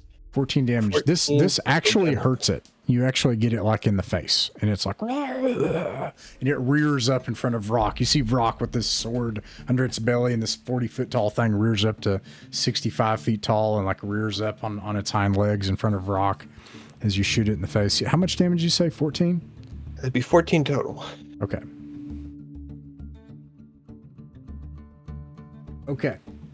This brings us... I wanted to skip ahead to Evaldi because I think I wanted to gain the whole situation, what's happening. It's definitely going to try to fight Vrock. So, it is going to try to attack Vrock. And it has a +8 to hit. Fun. A 6 plus 8 is a 14. Does a 14 hit Vrock? No, sir. 16. This thing tries to stomp down on Vrock, but Vrock, with this thing active, suddenly you're able to move like unusually fast, and you're like dodging out of the way of these feet and looking for an angle. Vrock, it's your turn. Okay, so I know I can't get high enough to do the belly slice. No, you can. You just got to hit. Oh, okay. Well, yeah, let's go for a kill shot. Your target is armor class 19. I'm rolling like crap tonight. 11. All right. That didn't hit. 2 of the NPCs run away, but you hear another ignite, one of those Vanguard tech things ignite near you, and you see glowing lights, and you see Abigail, and Abigail has ignited her sword, and she's going to attempt to try to actually hit this thing. Let's go, Abby. That will barely miss.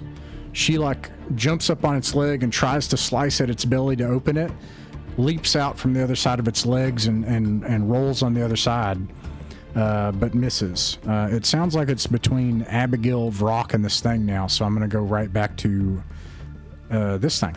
I'm going to, unless somebody has any plans, but everybody else is out of harm's way. A 17 plus 8. I think that is going to hit Vrock. Now let me go to the heroic rolls. This is not a critical enemy.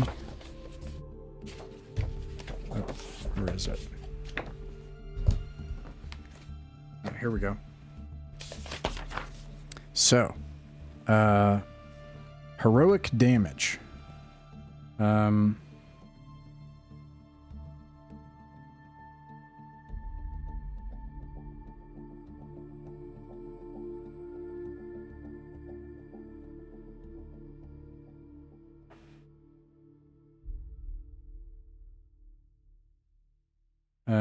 Let's see. Okay, so it only goes one way, so it will do its normal damage. Okay.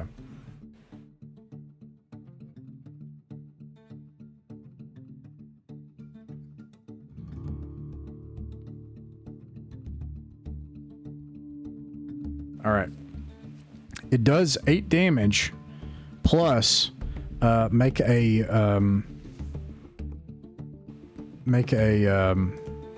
what does it call a reflex save? Evasion, thank you. I keep thinking of Pathfinder, evasion save, or Starfinder. I rolled a 13. 13 for that you're able to dodge it from just like absolutely stomping you. You take 8 points of damage. Are you still up? Yeah, I got 10 left. Okay. Let's see, and it's your turn. Oh, it's my turn. Okay. Try to hit it again. Wait, before you attempt to hit it. That 20. Never mind. Go ahead. Roll Well, I double, was just gonna roll double say damage. you can we do whenever you're doing your Super Saiyan thing, you can just like say screw it and roll the Frey die instead, which is a guaranteed hit, and it does do. Oh yeah, and If actually, I'm that's led right. to believe correctly, it does kind of a lot of damage. actually that is true. But go ahead and roll your double full damage from your weapon for your sword. 2, 3 plus 2 is 5, and doubled that would be 10. Okay. Let's see. 10. Describe how you kill this thing. Yeah, like I was trying to do, this time maybe hop up on a rock or a ledge and use it to push off so I can actually reach the belly of this creature and just swipe the underside of it with the sword. You just see him. He really does. He flies through underneath this thing and just like, it is like Super Saiyan. He just like slices through and comes out the other side and lands on his feet, and then the guts just fall out of this thing behind Vrock, and it just becomes a giant puddle of goo behind him. The things on the ridgeline cheer you. Like a bunch Always of, knew you could do it, Rock. I believed in you, even if they didn't. the light goes out on the Vanguard tech. All right. This giant body of this thing lay dead. That is your third day, or fourth day in the wastes here. What do you do next? I would like to go to sleep. Hey, if the things on the ridge are cheering, I want to yell up to them. It's like, hey, I did something cool for you. We need help getting to the thing over there, pointing at the spire.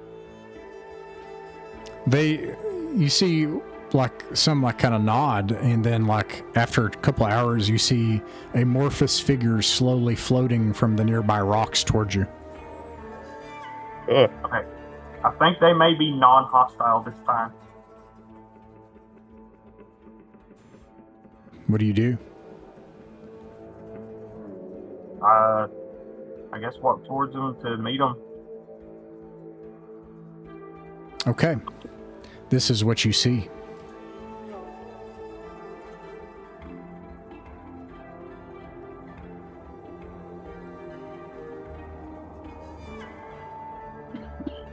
You see a blob of slime, and they're covered in doodads and fetishes and stuff.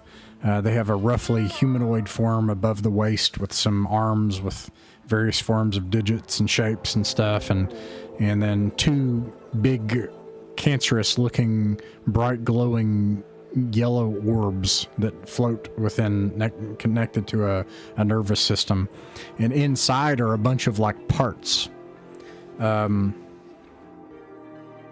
You don't have to roll your fix check to know that these are actually really valuable parts that are floating in them. Parts of guns, fusion reactors, tech, computers. Some of these things are really valuable. Sometimes people just have junk in them, the blobs, but they go and they speak in some alien language as they approach you. Assume I wouldn't know the language. Would he? I'd turn to the crew. Anybody understand what they're saying? Gecko. What the heck? Echo. Sorry. It's because I'm thinking of these goo people. Echo. They are impressed with your martial prowess, obviously, and they're trying to extend an invitation. That's obviously what's happening. Though you don't know the specifics, there's some kind of invitation happening. Oh, boss, I actually took 2 years of this in high school. Unfortunately, I could maybe ask where the bathroom is, but I'm not confident in that. It's been a while. Donde está la biblioteca? Yeah, something like that. It would be more like blah, blah, blah, blah, blah, blah, blah, Yeah. blah, blah, Blah, blah, blah, blah, blah, blah. Oh. Right. All right, what do you all do? Well, they certainly seem friendly. They're friend. So far, 50% of our interactions with them have involved them trying to kill us. Statistically speaking, But statistically they don't speaking, certainly seem friendly. twice. We've only interacted with them twice. And the statistics are bad so far. I mean, yeah, I'm not denying that part. I'm just saying it's kind of like the two Nichols situation. All right, I listen think these here. are the kind of dudes where if you beat them up, like the right amount of beating them up, they're just your friends immediately. Every male friendship ever. Let's vote. Take the invitation or not, Evaldi. Oh, I'm down to smoke whatever their equivalent of a peace pipe is. Okay. Brock. I'm good. Yeah, let's, I agree. Echo. Definitely, let's do it. Clement. Absolutely. Cormac.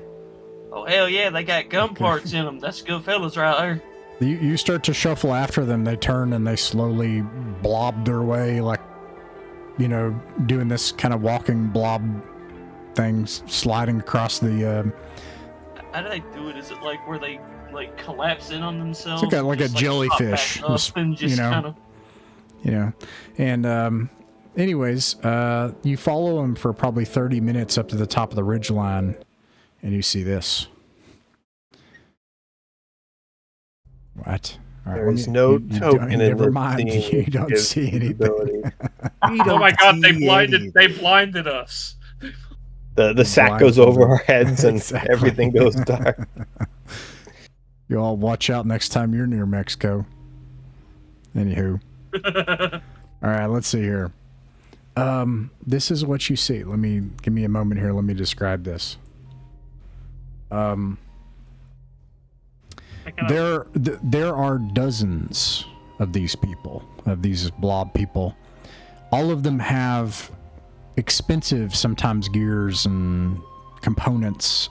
Some of them very nice tech, Vrock. Like you could construct a new hover bike or all kinds of things if you had the tech that is within them.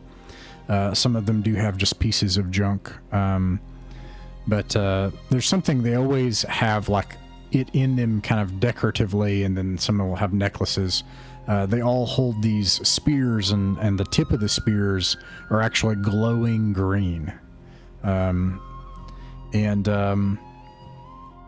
They take you up to these wigwams that are a combination of the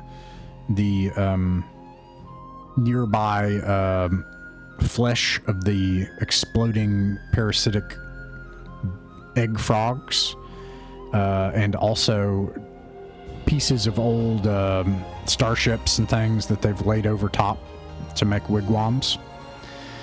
You can see that some of them have rudimentary generators or fires.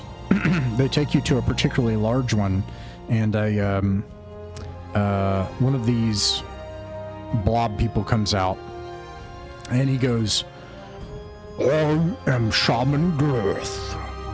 Welcome to Sludgehold. And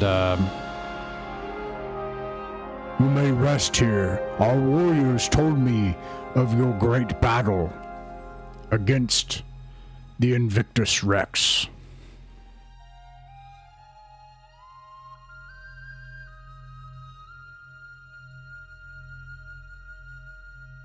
What do you do? Well, shoot, it's all you had to say, feller. Yeah, I really don't know what to say to that. Yeah, kind of shocked by this. Thank you for your hospitality. Would you like some food? And then, like, he offers basically like the pulsing, shivering flesh of the frog orbs, the frog egg things. Ooh. Has it been cooked? No, that would be offensive. You don't want to tamper with the fine quality of the local food. I mean, much appreciated, but I'm quite full. I'll eat one. You eat one. Absolutely. It tastes like a mixture of calamari and an egg. It's actually pretty good. That's delicious. I mean, if you're into that. you were like, how weird could the texture get? Very, actually. It's basically what it looks like. But you can tell that it's rich in proteins. Oh, guys, I'm gonna lift after this. considering what happened to it when it landed on my skin, I was afraid it would like seep into my stomach or something. Well, no, but that's the thing. I mean, each one of these bugs is clearly the flavor changes based on what it was eating and like the contents and everything. So that's the trick. You feed them stuff and then you eat them. Oh, so like, who knows okay. what adventures this comes from, right? I thought you were meaning that it was like the gooey frog spider things that exploded on us before. Yeah, that's what it is. They're edible, apparently. I just take a bite of one. MREs are worse than the army. and in fact, that is true. Shaman Glurth, at least for the vegetarian omelet, Shaman Glurth says, which among you is the leader of your people? Well, we're kind of traveling as a group, but I'm the captain of the ship that we're going to. I guess that would count as a leader. Captain, did your ship crash here? Refresh my memory. I don't think it did. No, I was going to ask, why did we come to this hell planet? First place? You took separate transportation here to try to get your ship back from Ron Calpin, and then both you and Ron Calpin's crew got captured and given over to the Tithe. Right, so it was Ron Calpin who was like, you know what's my idea of a good time? This place. Yeah, I hate it even more. He didn't crash land here though, did he? Or would we know that? No. Yeah, you know that. Yeah. No, we didn't crash. You are from the village of Trash and Metal? Yep.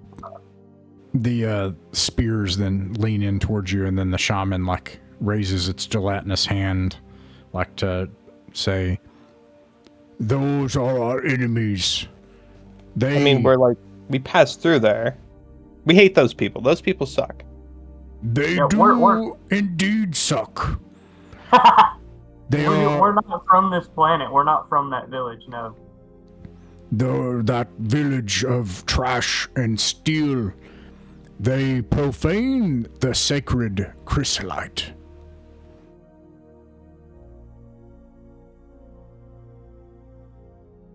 What's that? Food is much better here, I will say. Chrysolite is, well, actually, let me get the whole thing here. Forgive my ignorance, shaman.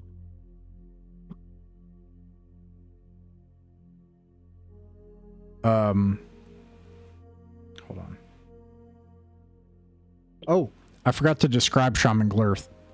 He is, unlike the others, his insides are a collection, in fact, it even extends out off his body, of ancient holoscreen projectors.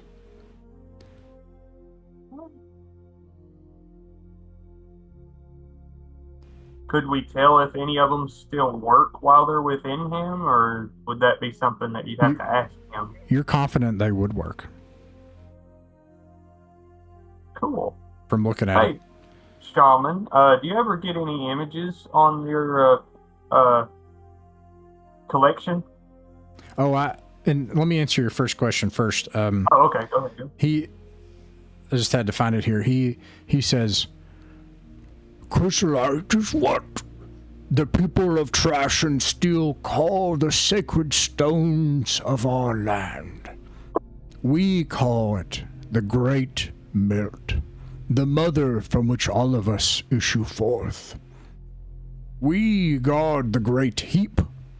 From the Great Heap, our peoples are adorned with the sacred past of the Great Melt.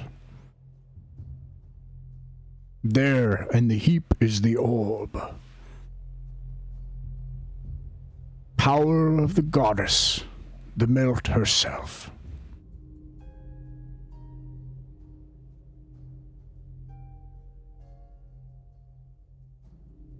Okay, and how did the people from the trash village defile that?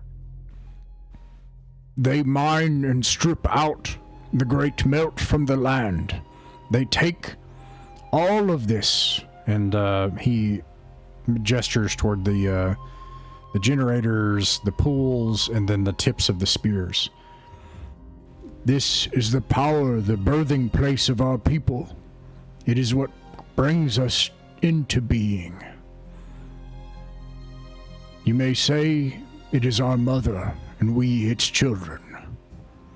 Yeah, so they're using your basically life-giving force as fuel for their tech. It is so. And what are your people called? We are sludge kind. Okay, I don't know what I was expecting there. We also are called, and actually, the Gak. Okay.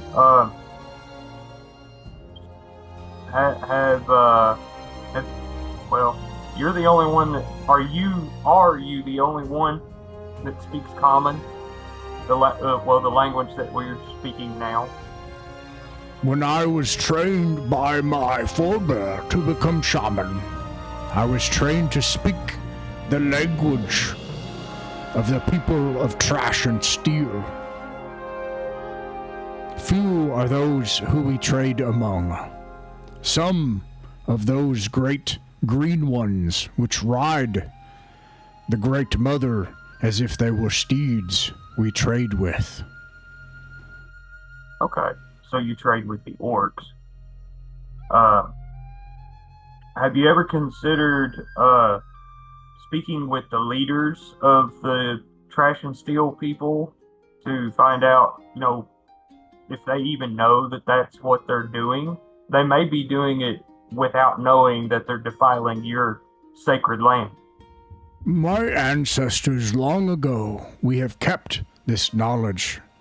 Across ages, we have tried to speak to the people from the stars, and they would not hear us. In fact, they hunt us. That isn't very nasty at all.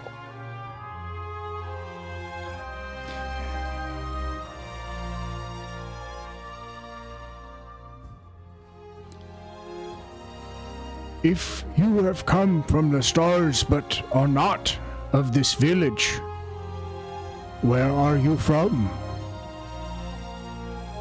I imagine I would tell him the name of the junkyard planet that I'm from.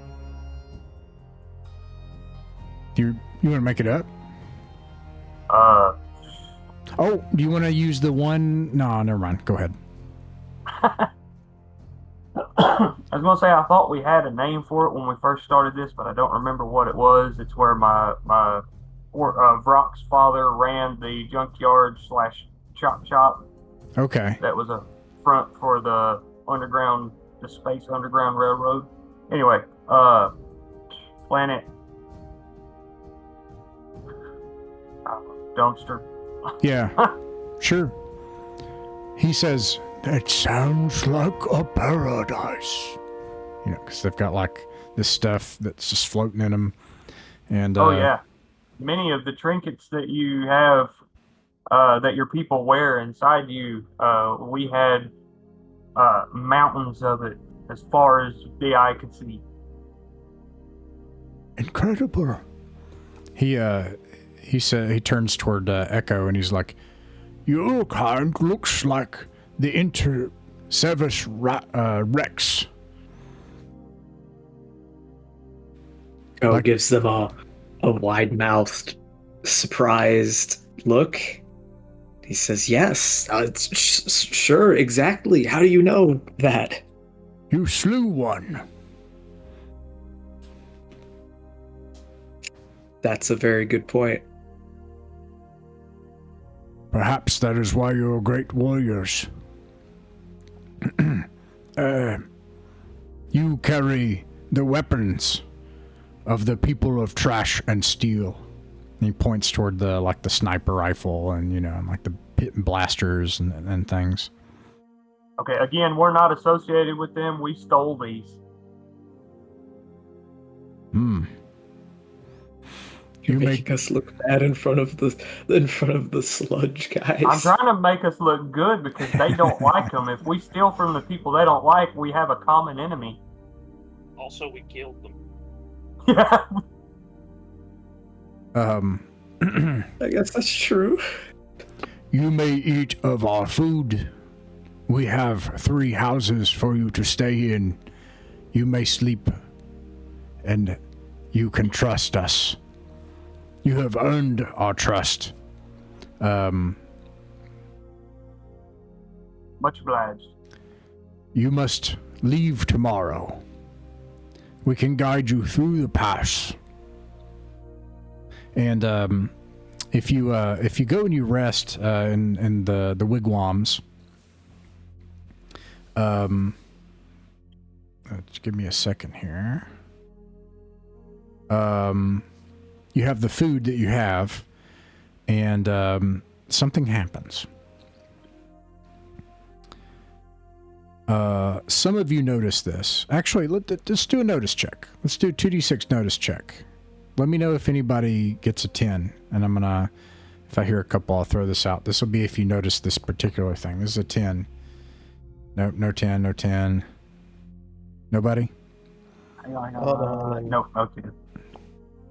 No 10 there. I got close. I got a 9. 10 on notice. All right, no big deal. What you will notice, there's Snake Eyes. That person's asleep. Who rolled that? Ooh. Echo fell asleep. Echo. You want to use your expert thing for this scene? No, you know what? Yeah. Double ones. Heroic expert, once per scene, treat any non-combat, non-psychic. You got it. Check, right? Okay, yeah. So you notice this. So only Vrock notices this. Everybody else. So Vrock, what you see Abigail slumped by herself, away from everyone else, and she has her back to everybody. And Jane, who's coughing, looks at the frog egg things and coughs, and then eventually goes over and like the sack, she like tries to reach into the sack that Abigail has. And Abigail flies into her. So Vrock, you see that. Everybody else, what you see is Abigail flies into a maddened rage and takes Jane by the throat and slams her up against the support beam of the wigwam, and is like grunting like,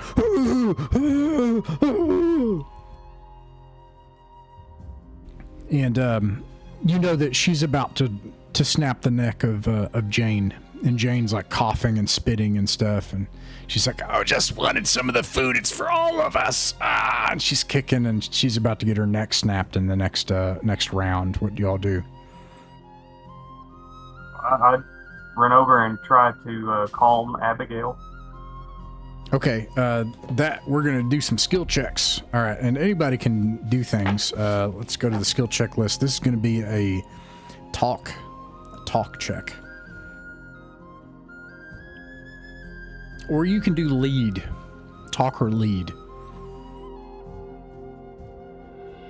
A 6 on the roll.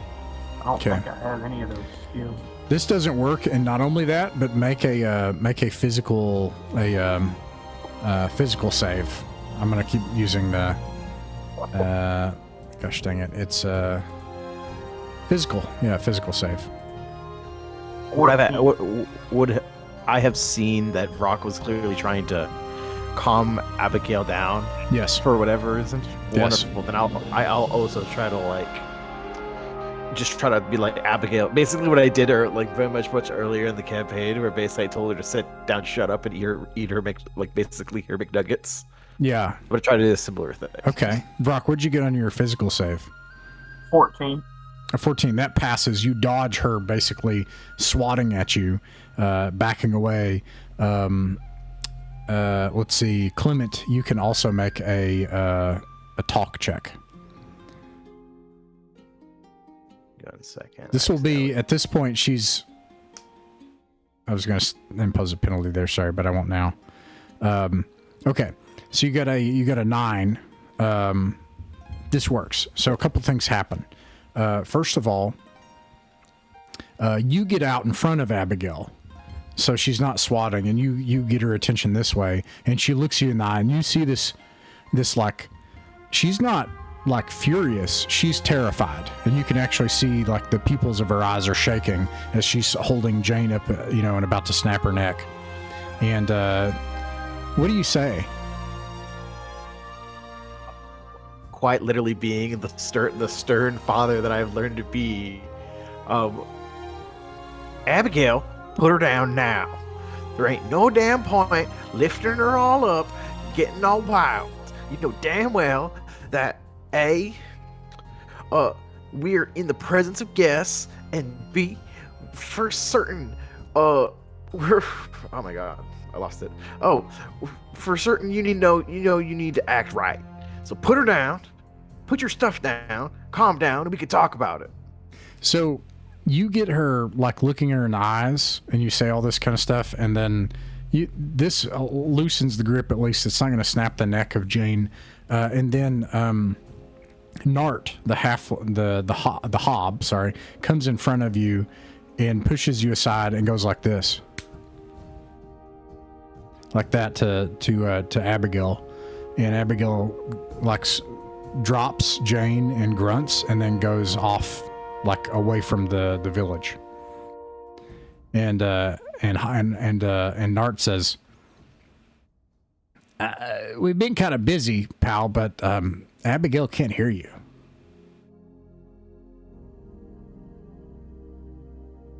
Like, Should have been useful information a couple of days ago. What's that? As if she's like deaf. No. What did Valdi say? That's would have been useful information a couple of days ago. Well, look, Doc, we've been kind of busy. Like I said, we've been like, trying to escape with our lives. I mean, it feels like that should go along with the name. Like, hey, this is my friend Abigail. She's deaf. Like, you got to lead with that. Well, we were really busy. I also, like, you could be like, hey, this is my friend Cormac. He's a mass murderer and a sniper, but you didn't say that either. I don't know. We're all a little at fault here. Like, and all of a sudden, like, Nark's getting really defensive. Not a mass murderer. I was a soldier who happened he's to not kill convicted. Look, I was in that unit, buddy. Same thing. Yeah, but you weren't as good as I was. There's a difference. You're only proving my point. Now he's hostile. When you no. It's just I just respond back to that. Brock, everybody's fighting now. I just respond back to that. Well, when you're good at it, it's not murder. It's professionalism.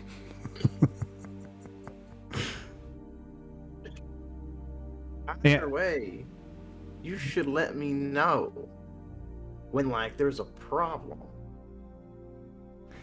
And you see Abigail, like, a little bit off on the horizon, just sitting away from herself. And that's where we'll end the adventure for the night.